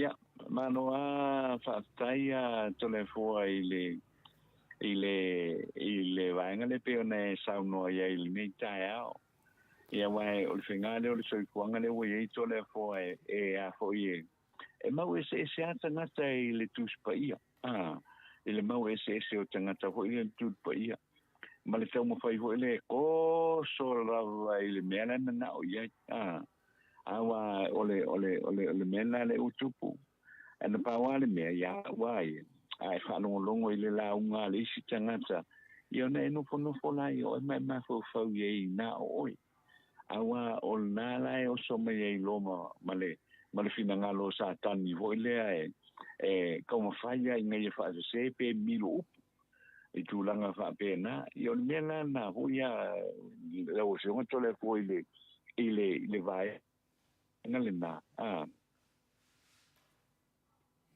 ia la como fa alu na ko fingan al me sili matau le wa esa no il fe a wole ne yaso male manasu wole ne yaso o le manasu na tau o veina wa le manasu na le tanto por kalami a le tomo fai hoi le e oso mai tua ma fa lava mai tua ia la to finangalo ia o te ngona ia ile sa o tu langa le na a wale mea ia te fa no longa o mai fa winga la vai o ia tu langa o a foi o le finangalo le tua awa o le finangalo le tua o le finangalo e lasi lasi le finangalo le tua malo na fa winga ina ai o tua le na o lo ia le ano moni la lo finangalo ia le tua it depends la why mai le tangata tango le tangata ia fa le liu ilona manatu malona finangalo ia o tātou wale ese wai le tu sa uma manatu tangata pa wale o le mea ia te tau ona ngā iai ia o le whai o le sinangalo o le mea le mana o ia le apo i le tua ai le whampea a whai atu le la unga o na oso lea tatai o le mea le mana o ia pe o te tau maa whau o tu na iai nei o lo tupu nei nei o lo tupu nei i le soifuanga le o tātou o iai ona o le mele o le milo upu le milo upu matulanga fa pena ia wai na fa fonga pe fa no lo mai fo ile fe auta o le nei tau ile nei tae im fa ona te alu toe ile a fo ile mata upu ma le fai upu ale na ma fai fo na elu ia e toe fa no lo i si fo i fai la se fo ilona finangana ile fa au ngai ina le mena le o te manatuaia uia le ua mai ale finangalo o la ofionga tole fo ia o le a fo se mea o ngā ia pe le a ngā fo i fa o ngā le mea o ngā e pe ona tuina tu ia ele o le toe fo i mai fe nei o le mea taun fa apea sa kaunga fa apea e fa apea ma fa apea ia ma tilia ia ona ta'uolo le o le ka ua ui o le milo upu ia po le milo fo i o le whaawingaina ia o le finangalo le tua pe ona e sauno ia tole fo i le nei tae au Malon, sauno le fionga le ata no te sa, te tonu ia o tūlanga sa o lava na, e milo lava le tangata ia le whaawingaina le fiong pa ia le atua, i le mea lai finangalo ia e tu ule, le finangalo moni o le atua le e tau mai tonu ana fionga pa ia, le e whai mai ia James Head Bernard, maana ia le launga to le afua a ngā i le between le fale ie ma le fale pop.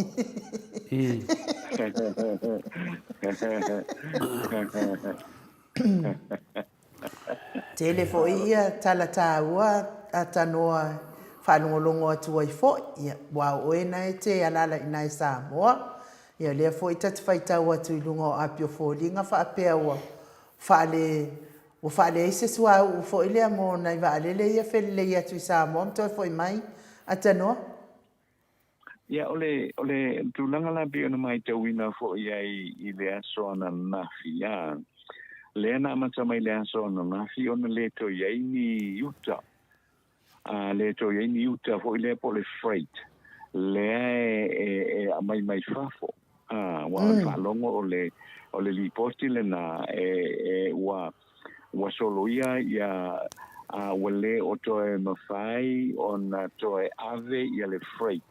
Ia mai na i nei ia po i nei na ia tunu i fafo ia ona o tūlanga la le whapea ua maua le advice fo i lea mai le Samoa Airways ia wale toe mawhai no whea ia freight ia ona o le tau mawhainga la lea company wa le hoi le ina ia whaasa o ina wale mele la i nei e utu whaatu muale wa le o po whea lawa lai malanga mai ei ona saulole i nei a tau nuu mai nei e le toi utu ina ia olo no nga wale kusa le space le na ole a foi ole e a foi e mawhai e ona mai le freight le la ole mawhai nei ona mai ia ona ole tūlanga le na foi le o yeses wa ui oile se pensini o le malaiva alele ia e whaatau nuai le tūlanga lea a le lai whaapea mai ole a susana so lualima ia ole a tue tangtanga iai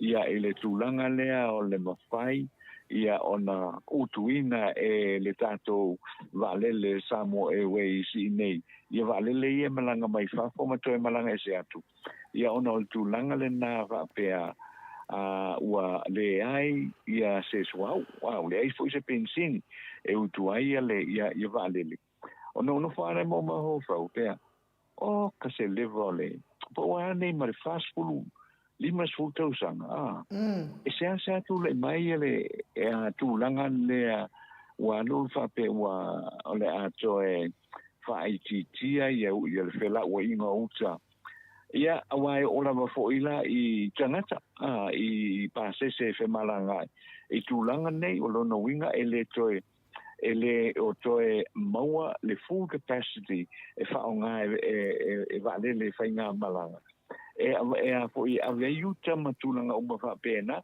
ia ole tatalo ala le la i nei Samoa la to ia fa pena no o tu le aso awa tele afianga la afiai tele tangata ma nisio o le fa pisi nisi nei mai ala to uta vo i mai fafo e fa oso mai le freita va dele lo no winga la le ole ale mafai ole ale mafai te mil nei na fa au le tūlanga le na lo no winga asolua amata mai le aso mafi asolulu asitofi esfadele estonai sa ono aso ele o mafai on fe ave ia fo ia freight me fe la le ute no como ma fo fa ia kalusia ia mafai piona fe ave i fo ile va le ia mo me foi o tusi la fo mai sa di la fo mai tu no fa fo ia o tusi wa mo ia o lo hotel le fa nga ina o le teknologi le mo nei ia o lo ia nai inga e fa nga la va le tusi fo le tusi mai ia i so tai mai inga i Samoa nei e pe o tūlanga na o te loa a fia nei ia vaenga na ia au lea a fia fo o tūlanga i whewhata ua inga ia I o loa ia sa maasanya o na o kasao e company ia e whaonga ai ia vaalele po le air freight ia e whaatau nuu mai ai Samoa tele la voltemi sa mawhai o na air freight mai ia nisi o loa fo ia e whaonga ai le tau mafa ia o sei loa o le ale mawhai nei la ia le apo le vaenga le na o no le ua whaiti tia po o le mawhai foi o na to e whela ua ia uta vaalele ia o lono winga la na o tangata ia e talo sia ia lava le lei ia le pensini ia po le suau fo ia lele mai ai po fe lava la o lo lele mai ai ia mai New Zealand ia po Australia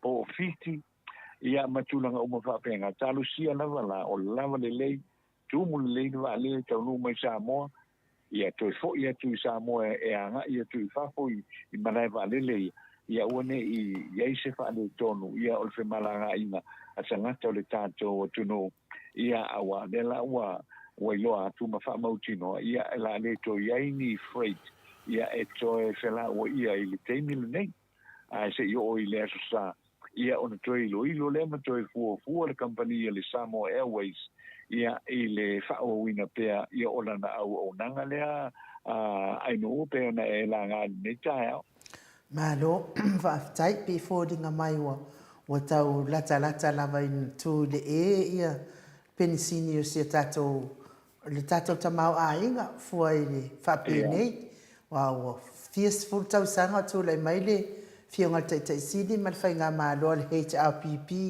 ia ele ia I lava se mea whape o tu le mai ia se mea fōfo I le amenti ia e pe tu langa le na pe o no taua se foi le mele me tu lai mai awai o le mea ia ele fa pe se me hoile le a foi se a uma lo le vai so le a ko kasi lo le aso fai le oka a mai lo le oka a foi fa le ai o le mea plan well ahead ia tu ai nga o mene ia mise lava ia mai o le siame ia lewa o lewa saule va le mai o ia te to ia se tani o le Qantas ia o le va le Fiji Airways ia o le va le fo ile ale New Zealand ia le la fa o le fa unga o le masino ke topa le la si ia lunga ia fa nga malanga ale New Zealand mai New Zealand Samoa mai Samoa New Zealand fitu aso le vaias ia o te ala na faste ho ile le temi le nei ia le pena al fa ia malanga le aso ale vai aso ia le company va le New Zealand awa lo nuinga o le tele ho ile o freight le la wa ia lo nuinga ke le ala le fa le ton o le ia mise lava ia nai fai business le o lo fa moe I o lo perishable goods ho le pena le tasi lo ia so le to anga ale sa fa moe fo ile ai mai e fa tau I nei Samoa awa a foi o lo ia company o lo mai ia o lo na perishable ia la mo fuala au aina fuala au toma famata ia o fua moa ma tulanga uma va pena e masanya ona fati ti mai le valele e freight le valele ia ai pite ia ne la o te langona ia leo la poloka uma ia vaenga na lo no inga a telefo inia o ato ko le te malanga mai mai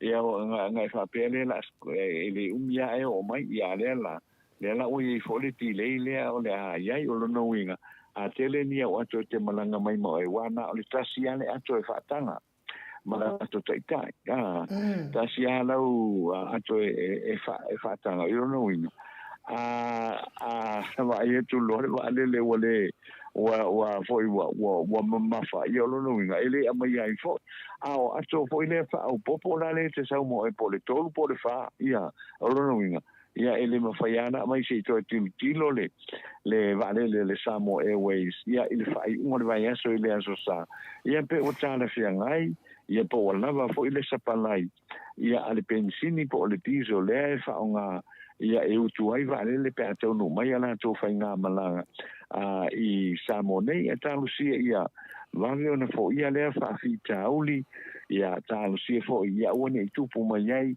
ia ni faale tonu ia ae ua amata ona pisi famalagaʻiga e fai o loutou paia ma loutou mamalu o lo alana i fafo e fiasia mai aiga ma faalavelave o aiga ia faamanuia ia lofagia e le atua ia faapena lava ona puipui malu i ona ao alofa ia le femalagaʻiga a le tatou atunuu ia i luga o le ea pea o le taimi e faataunuuina ai ainu Malo, whawhitai, ia o te taritonu lono winga le wa amata mai i tātou waalele i e whi mori ta i tātou uta. Lono winga le ropo o le masina, se so oi lo ma waalele i e whi avea i eni maro le tunu. A te le eri whaale tonu, lono winga a whai e lea. Lo e la tual waalele ia ma matulan pensini e toe utu mai e lona toe taliu mai. Ina matuale ai ale o se me mawal tātou watu nuu atano. Ole tu na wai e fia waalele e o mai fo ile ma sa yai tele al temi sa to no ya so ya e o mai ava alele ma mai le fatumu le mai le pensini fo le to fo ya oi ia fo pe aluanga i New Zealand pe aluanga i ya wai ia ma tuna na umu fa pena ai via o te mai tau fo ile ia ile fo fuanga le o ya e awai e ai se fa la ve tupu o lona winga e te tau o na tamp a toarawa. Ia le pensi e ne patumu mai o.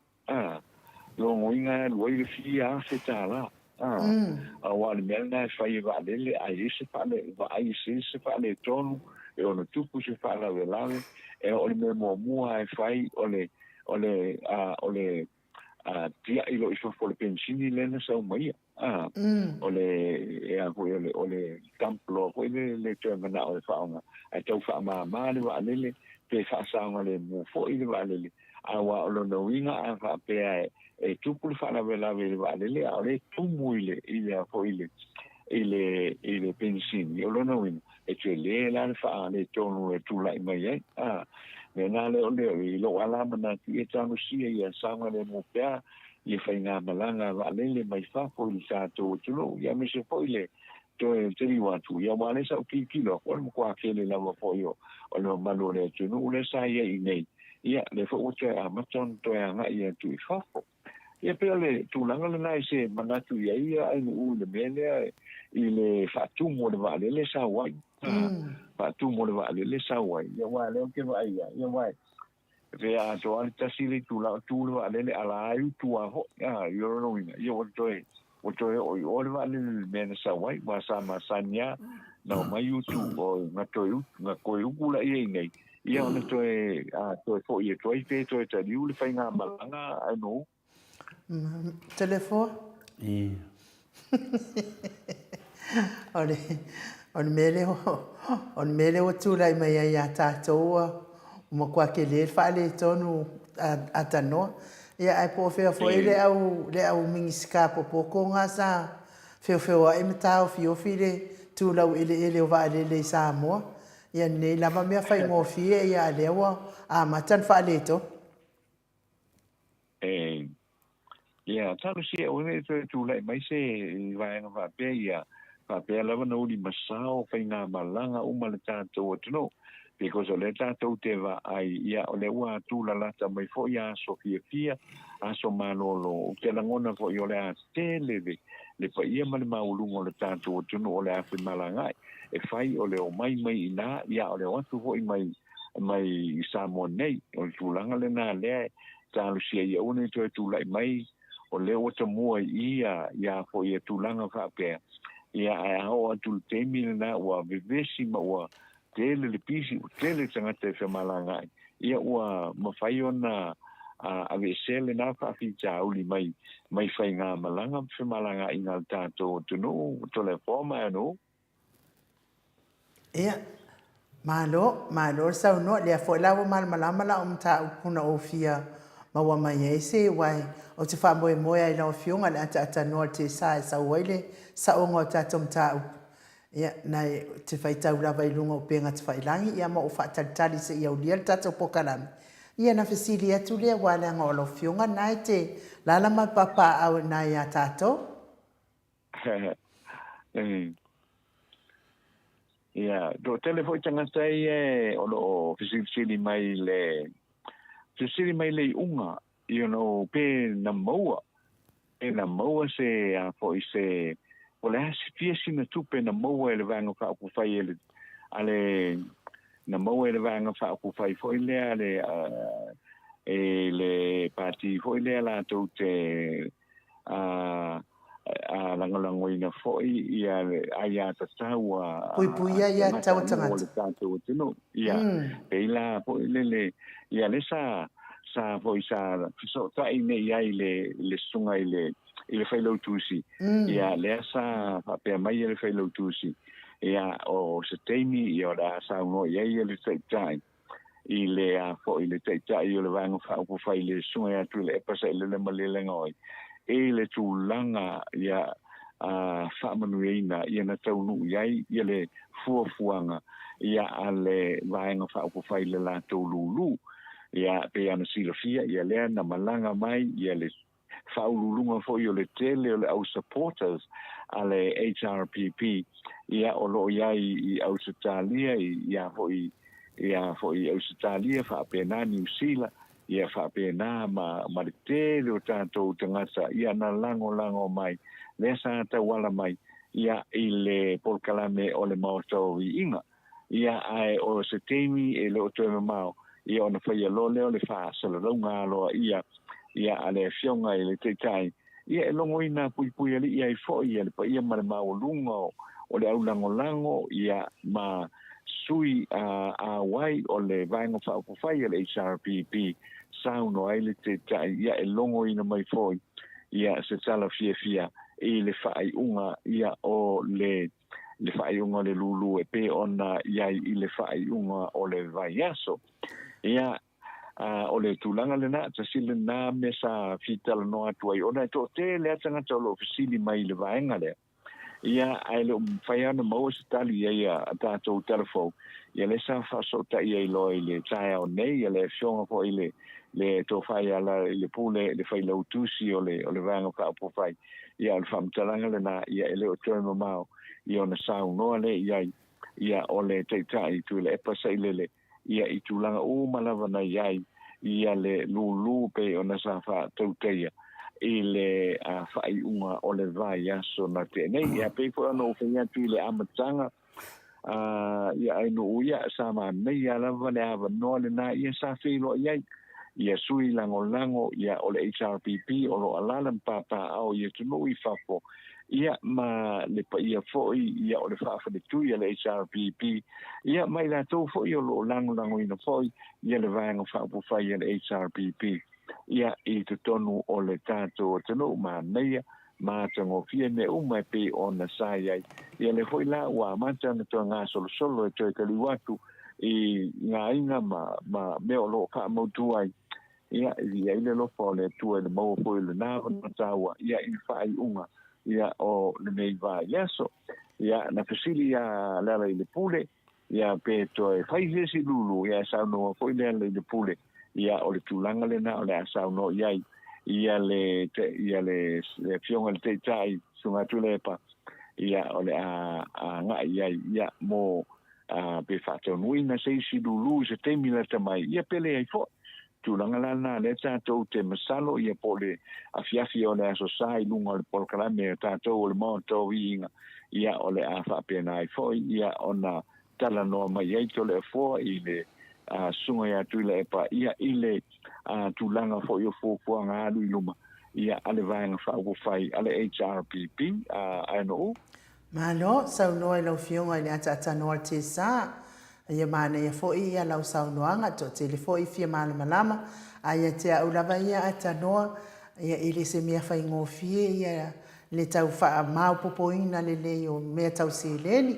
tun foi ia o le ala wha atuaina ona au mai o se tala ia wailanga I te tau lava ona mai o I o le lei ia mai le tala tonu ma le tala moni ia wa fo whaafonga mai o le mamalo le tunu ia I tal foi ona ave le avanoa o te le wa ana whaapea na Samoa na whaia le lulu o te talitonu e whai ngofie I le afionga foi I le te utupe ia e mai se foi lātou uma o e o loo whangaruru e whasoani ia ona wha mau popo tala ia al whalave lave ia o ima o le lalolangi le na whai atuai le lulu o New Zealand ma Australia mai se foi soani mai o nisi mai Amerika ia o le ala tau wha mau popo uma mea na o te talitonu ia le loa poa la wa ulava ia I loa ia I atata noa te sa ia o se lulu e manuia leanga na o faitau ina tatou seleni na amatu lava le ma o te Samoa vi ingo le atua mana paanga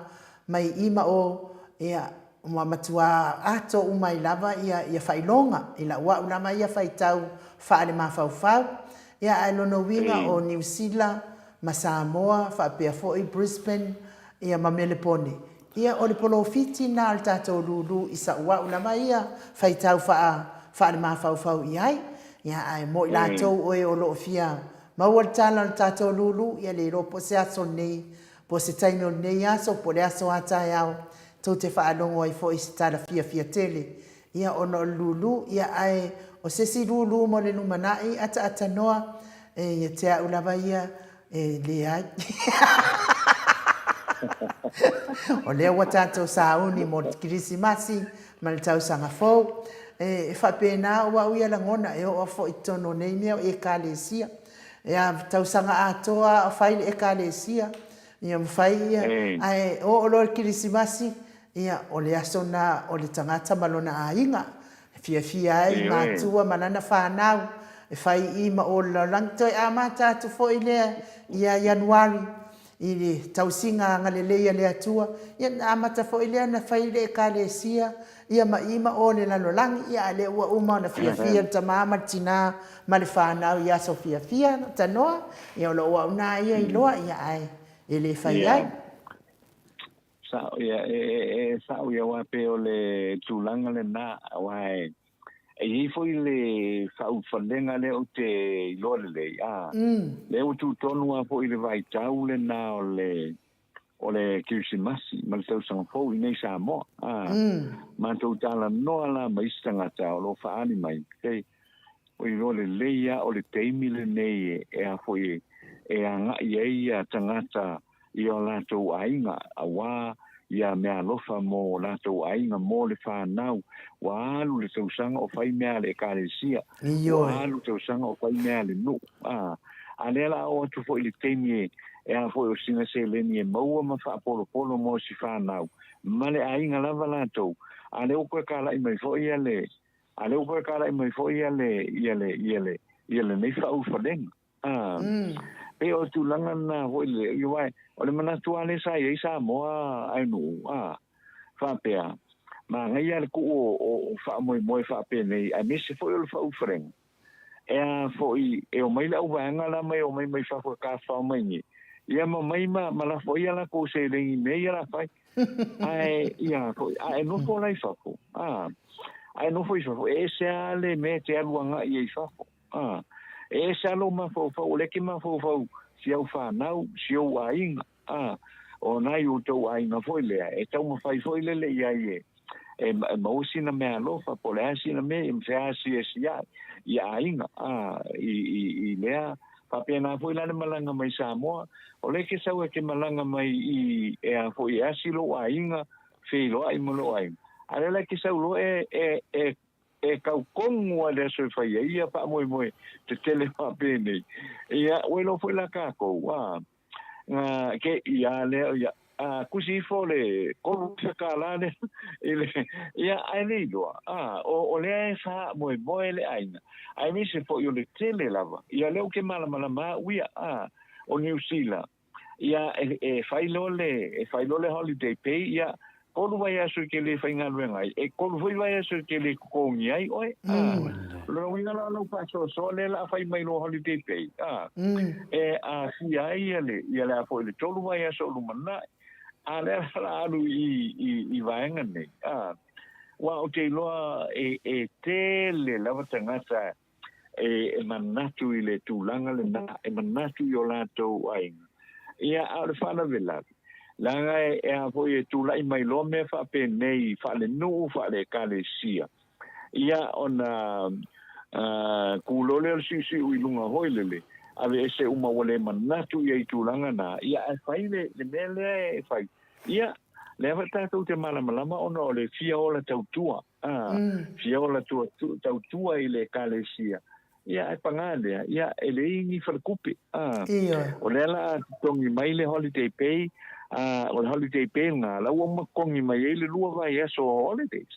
Ia, ngā langa, o le ufuafuanga la, o le ufuafuanga la ia te utau ina, ia o le rent, ia o mea ai o tau mafa mo le kiusi masi mal tau sanga fau, ia ele ngata ilea o asu fai pēa o ainga.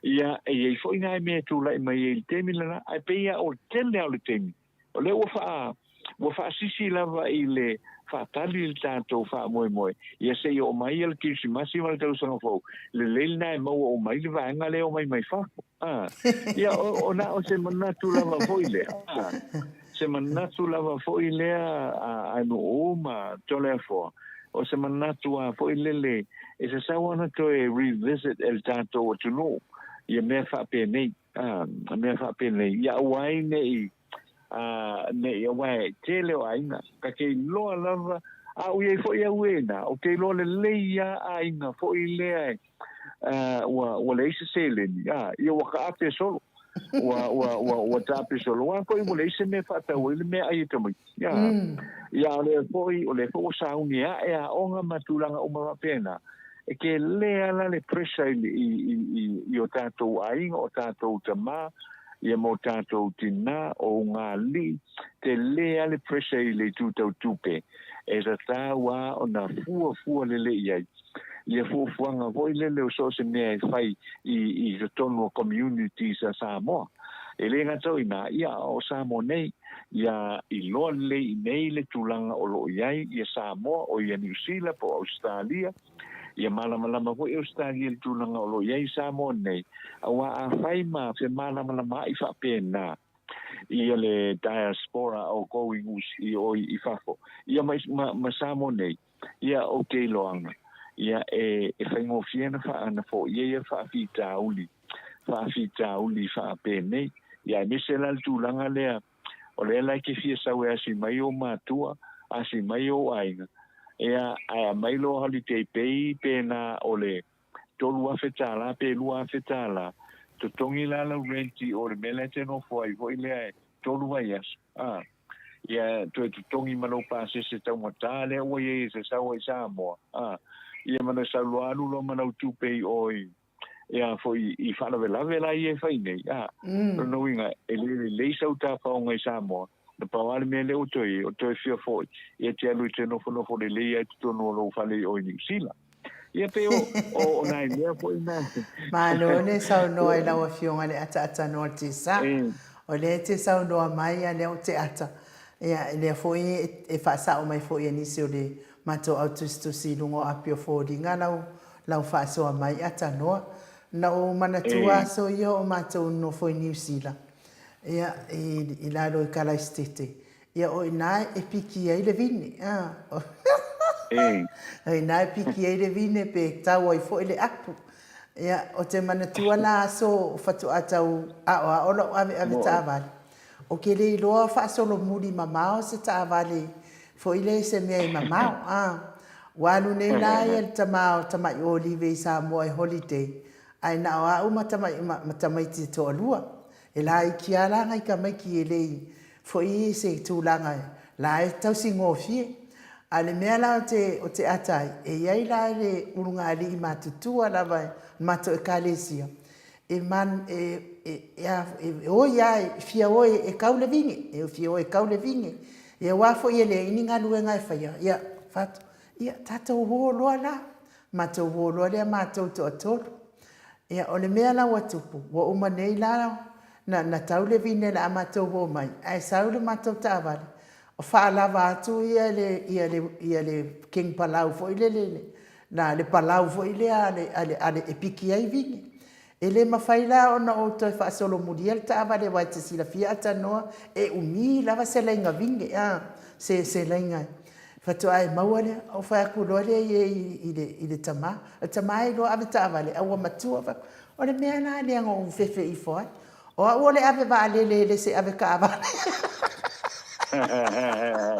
o ke le lo fa solo mudin ka va le ngal pawal me o le al sa on me le o le wingala o le whamatalanga atano.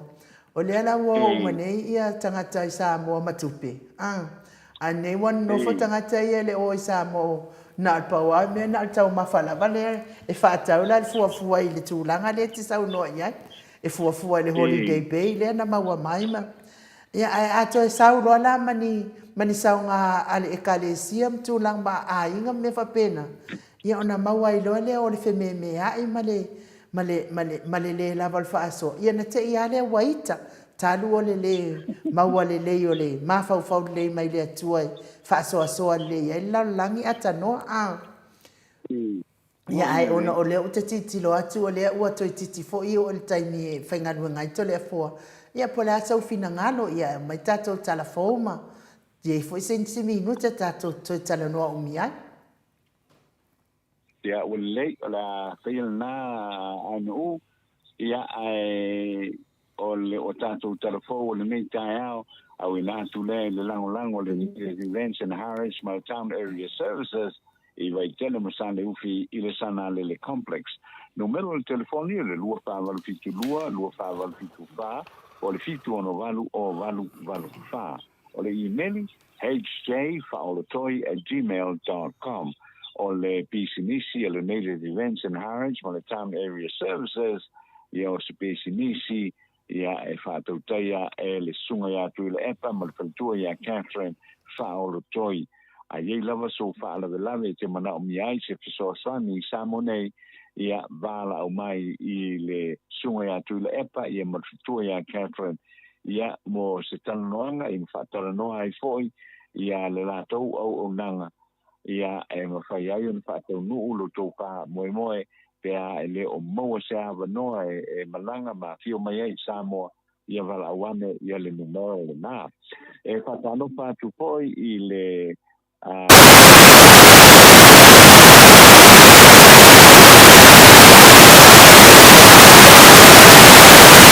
i lunga o le tātou polkalamele nei. O tana fau mō le aso lulu.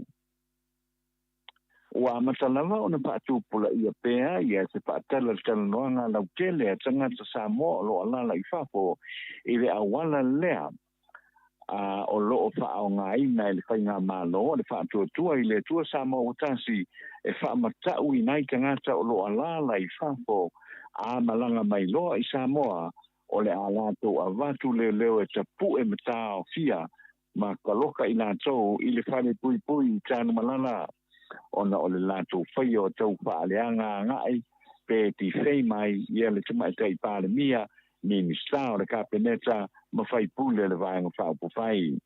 O le malanga mai Samoa ia i ulai o le tausanga nei na whaulu ai loa ia le tangi ia le whailautusi o le whaatuatua i le atua Samoa tasi o o isa mata whaasalalau i au Sitalia tiu marupetu na whaarea o ngā ina le whaamsinonga whaitu mālo le tangi i na ua toi fo i atu nei i au Sitalia i a tiu malumatua i na ua mahea le tolu masina i Samoa. Na sauno mai tiu malu i telefo o le mau o le whaas na mōri ai o ia ona o le launga tiu malu i lana le tio ai whai mai ai le whaas o ia whaaleanga ma tau whaaleanga lo lato tai ma whai pule o le vanga whaapo whai o le whaas i le launga. Sata inga le launga ma whaafonga iai le li whaamasino ma ia solo ia ne ai le nei tangi e le i o antu fo i mōli mau o le whaas i le whafonga ina o lea ma taupu e whaia ni ala tō mōli mau po le a le vaenga o le launga tu malu ua tau le ngai nai i le pāle mia ma le tai o le whaas. O se fo i tangata Samoa mai Amerika o lo o i Samoa nei na whaamatau ina fo i o ia a saulo i nei ua loka ma mōlia. E tala tonu telefou na fisiringia le nei tamaitai mana ia ta ua o lona ingoa sao o lo ilona tu sonau ai na te le lo le ingoa o le tangata e fesili atuai ia le Maleifua le o le mea manino lava e fōringa mai ua fai le fake page e whaonga ai le ato sia tangata e tau whaiai ni tua inga le whaavaea ma le moni e ai nai fua ma su e nai fua nei tangata nu ai le ei se moni o ia mea tala no po i telefo ma sana wolo ia e leo fia whairoina whala wei tele lo nei ngoa o le ina o le ai tatau o tangata nu o Samoa o loo whemala nga i alato whi auta tau e le whitaui mai toi titi lava aves tangata poni tangata nu Samoa e le ngata i tau whi ai le mea o loo pia o le tau wha mata wina o tangata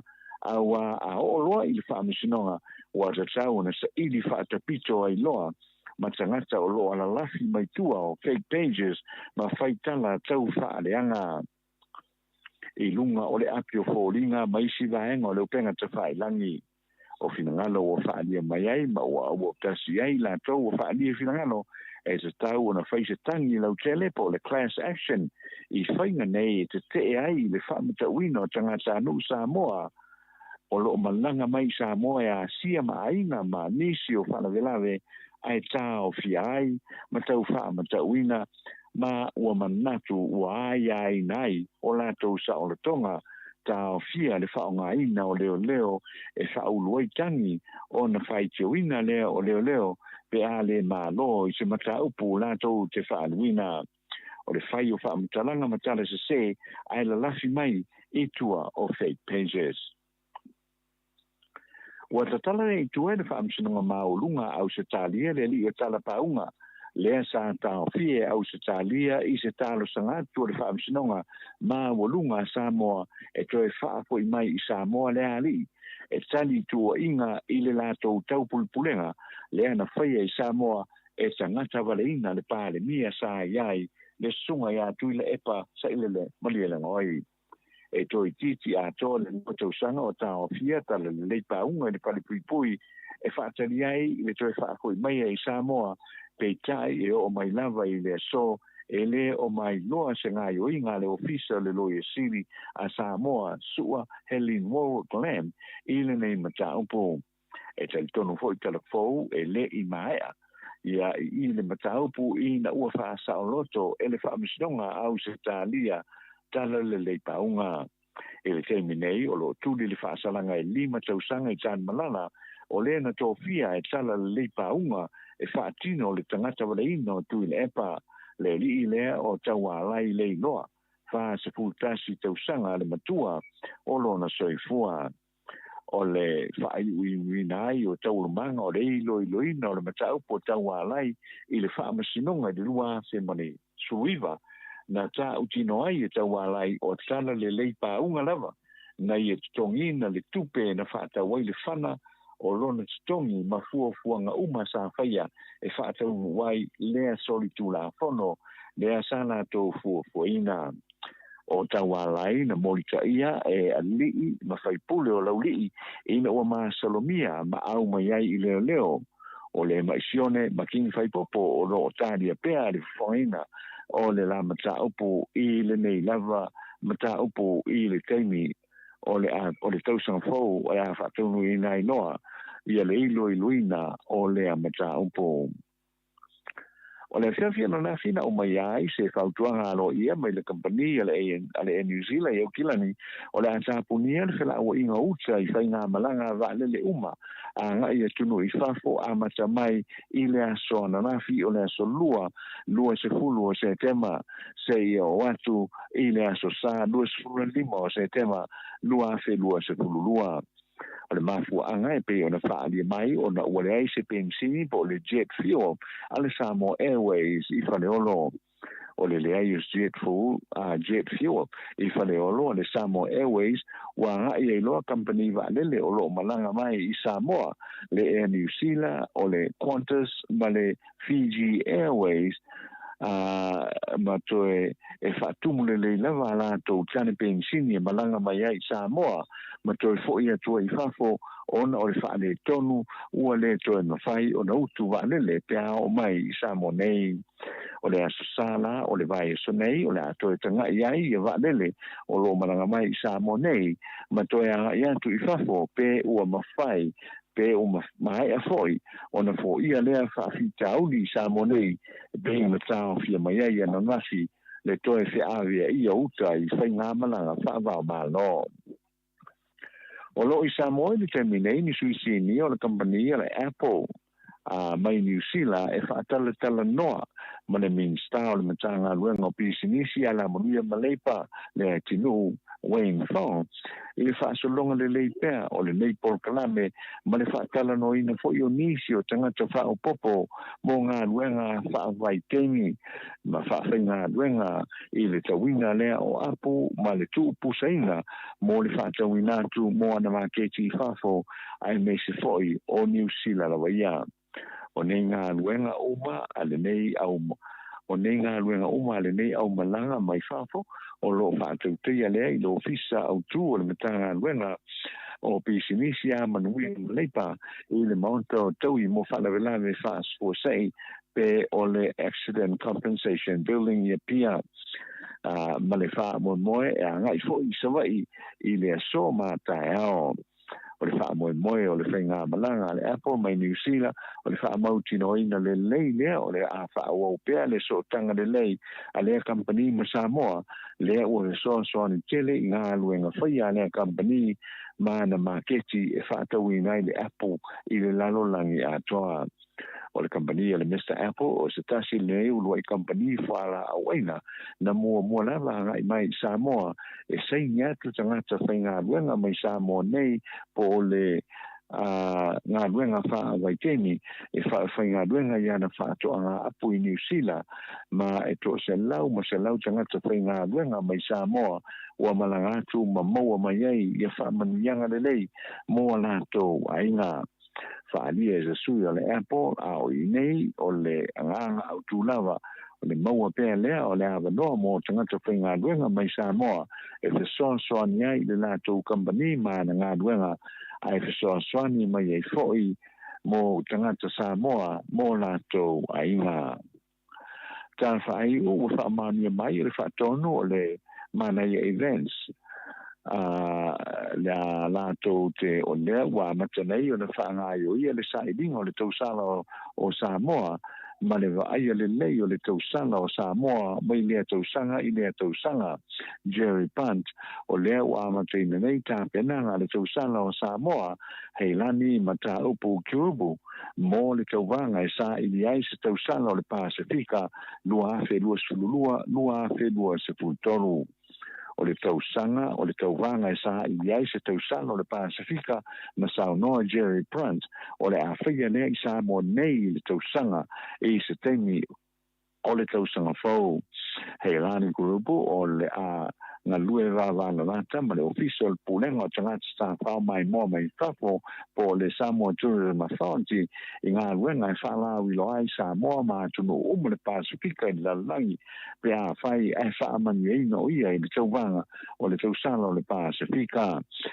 ma e whaato sina mai ai ia tangata sta whao mai moa mai ai e leo toi mao o na malanga leo le tausala Samoa I Australia o se mi pūlawa e tāpenai mo le nofo mawai Samoa I le nei tausanga e tasi o lana nofo inga o le tausanga Samoa he lani grupu e ala tu mau I Meliponi Australia o lona tina o le Samoa o lona sama o le Sri Lankan ma o le masin nei a tauwa ai mo manu malo I le pane o le tausanga Samoa lua sululua lua sulutolu mai tausanga mai a I lātou tausanga e toa manu sa tauwa ai I le tauwanga lua tausanga mai Samoa tasi mai New Zealand tasi mai Meliponi tasi mai Victoria tasi mai Amerika ma le tasi mai Sydney Australia o le temi whaai una tali malo ai Samoa I le tauwanga sa I ai le tausanga o le Pasifika o le tausanga e lua afe se fulu mareono ona ia tātou talana mo le Maleifua-Mai ia whaastai ia le whaafonga mai.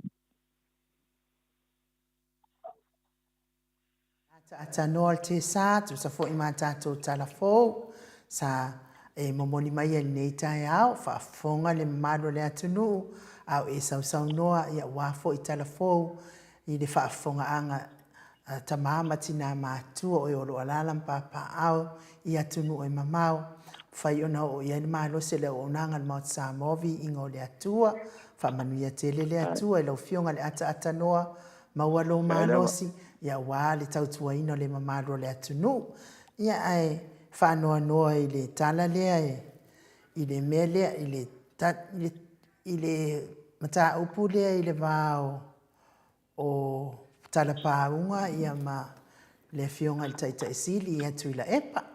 Te tari tonu o mafua ona whata atia le whamasinonga lea ia o te tari tonu ailonga o toe yeise se una i mai ai Samoa o le mta upu lea. Wa mta upu lea ia o le pesa ta atia ona o le sa whewhaloa i le avatu ma le avatu. Ia o nala o tūlanga lea o tangata anu ua a nei Australia. Ia le fia avatu i Samoa ia ona o ngā luenga sa whatino ina atu i nei le tangata vale ina o le sa avea ma palemia o le malo Samoa i taingo tuanai. O le tūlanga lana le sa whatatia mai ai ona o le sa laualunga lava le sila lo whamasino fo i le tūlanga o le tau pule le tangata waleina ia le sa avea palemia ia po o palemia fo inava i tau le na tau fia mai ai staimi umi ia tari tonu le rope wa kia i mai el malo le whamasino ngafua i le toi tatala i tua a le alava sa loka lava sia li isia i lalo tula fono Australia ata no e li fitau i le mata upu tula i mai le ala ua falpui ai fua ia ne na fo i tamali i o le atunu i Samoa ia le ala ua tatala le a o i le na amatuai ia ngai o inga uma ona o la iai video o lo iai ia whaamaumaunga o ana ngai o inga whaasoritu la fono sa mana o whai ata no. Ia le tūlanga le nā o te langona lewa ia wa o te langona Australia ia muli al whamasinonga hoi i le tūlanga hoi i wale wa mantua lau te mantua tau sanga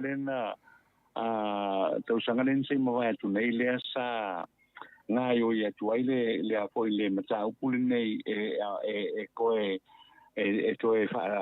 au mai ia i fo ia le tangata le mai au Australia ia o te langona la wae o le mea tonu ale patino iai o le loia sili le malo e patino iai le vaenga lea o lona winga la wa a rapea o fiu o tali mai ai le to iai si sota inga o lona winga o le mata upu la le o le mata upu ai fo ia al tamaita ai le loia sili le tanto o tulu pe ko so le sa ta o fi mai lava o iai le fainga malo tuai le la o me le fainga malo fo le o lo iai lo i tama tai lo i sile le sunga ia sua le la o to le tau sanga o loka ia fo ia o loka ia sale le pau ai le ma se me o ngai o iai ia ai mana tua o famsino ngai Australia sa o ma o le hoi lau te teletonua ele i uma i le mata upo sala le paunga a wala no le sau ni atu le tausan fole la sau ni ia king fai popo ia malema e o atu i le la e fafonga i nai le la mata upo e le anga o le lava na sau no ai le fionga ia fo ia rui o whanga solo mai pele ni mata upo lua pe suiva matautia ia le tau pulenga le tu ia tau le ai lona winga le fa peona e tano na kango hoina tu ila lore i lau ai ho ai fa ta tia i fa pena le fainga e tano sweep under the mat ia tuainga nei e taua o lona winga e mo ia la ua fasa o loto ele pharmacy nong Pamisino nga Samoa ia Australia vaenga le au ke longona la e toi vala au dialo ia ora no ino ina fu la to a matai ia le tau mawhainga lea a mai ai fo ia e tau mawhainga lea a mai ia fo i sala le paunga i Samoa nei because a whapea o le tūlanga lea e Samoa me the rule of law the rule of law lea e Samoa soa ia le sionga ho i lea i le tamaitai Samoa ia sili mua o Tola Papa. If we are talking about the rule of law, lona winga, e te taua ona toe sa ili mai ia, se siawa noa mai i tala le taunga, e tū lai, e whaile whamasinonga i Samoa nei. Sa ili la, e te taua launa sa ili, ele a poi ele loia sili ele tātou o tunu. Because after a year, fia masina, ale sene o faia ale foi fatali ya foi ya king fai popo mai foi Maleifua-Mai ile justice foi mola uia o leva tele na kaloka la ale mai fakali milo ya va pe ya tala le kaunga lo no winga o ile sa o tonu le mele o lo sa no solo i tau le papa rule of law o le rule of law le mele le o tau na fatino loidi ile a foi ile temil nei ano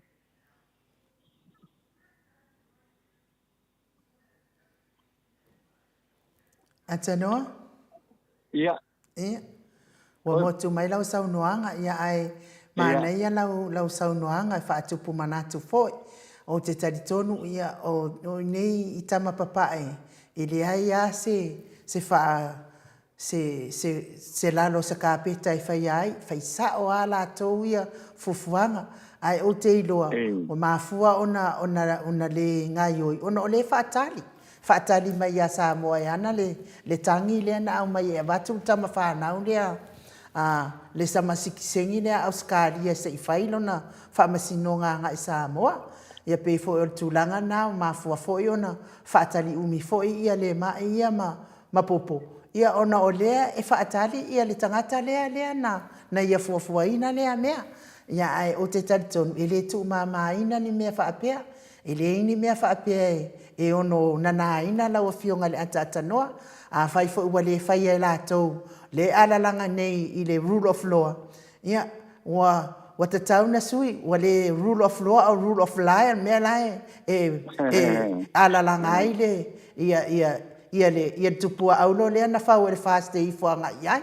Ia ai o te taritonu atanoa ia e tu atu o lesi mea e au mai ai fo i lesi mea fau o te taritonu o fia siale i whaapea o le watatala i nei. Ia ai ai fo i se taini e toe e na ngai te tau lama na tali au na morianga. Po le ane mea ua ia whai ai lea mea le mawhau ma le tala whia ngai. O le tau mawhai e tangata walein. Ai sa iai sa moa awa le anu e kangaka wale. E ia tula e pal taimina iai sa moa. Lau a whianga le ata noa ia au taritonu. Ia la whaangata i tatam ta upu ia ona ua tāfo. Le taimi whainga ruenga le tapa au whaasina. Ia batu le awa noa e te to whamai foi. Wha umale atai au tatam ta upu le lau whianga le ata noa te sa. Ia manuia telefo i whaiva matiu te one nei aso. Ma ua fo i sau fina ngalo e wale nei aso a toa. Ia whamanuia le atua whaaro whatu fo i whalitua manu whaaro atanoa. Ai rawa. Ia o le lei ai nuu whaatei telefo i mo le tātou telefo, whaatei fo mo tātou maaptanga i le nei tae au. Ia whaatei tu fo i le paia maulungo le tātou o tunou. Alau alala i so se tafo le larorangi. Ia me se fo i sini au tatalia ma au tatalia atoa. Ia ele ngata fo i lea ia o le tātou o tunu i Samoa nei. Mo le atu le whaatai lo tau whaatasi mai i le tātou proklame o le nei tae au. Ia whaapena fo i ona whaamaruru atu se upo le tau tamali ia wa tala noina fo i le nei tae au. Ia na fo i nu le ai ngā. Ia ai mo le tātou o tunu whaatai le whaafonga mai. Whaamanuia le atua i fuafuanga uma o le nei aso. Whaapena fo i lau sunga anu lau fionga tole a fo le sunga ia mai ia manu teleina ia whaamoe ngā o le nei aso la tātou toi whenua ai e le tei masani lava i le aso a tae au ia ai whaasoi foia a anu ia i nei fo tae au fau. Ia, soi foia a tanoa. Ia, ua tasini minute ua te ai nei le tu la iwa i sini Australia. Tono tātou pokalame nā mo nei aso Samoa le watunu pele. Ia, manuia fo i fuafanga mwhaatau o nei aso. Tātou toi wheiloa i tātou mālua tae au. I ne a pula lofa le atua mori atu i ailo soifua maso mātou wola. Ai wha soifua ia Samoa le watunu pele. Mai le maoti Samoa vi ingo le atua i sini Australia.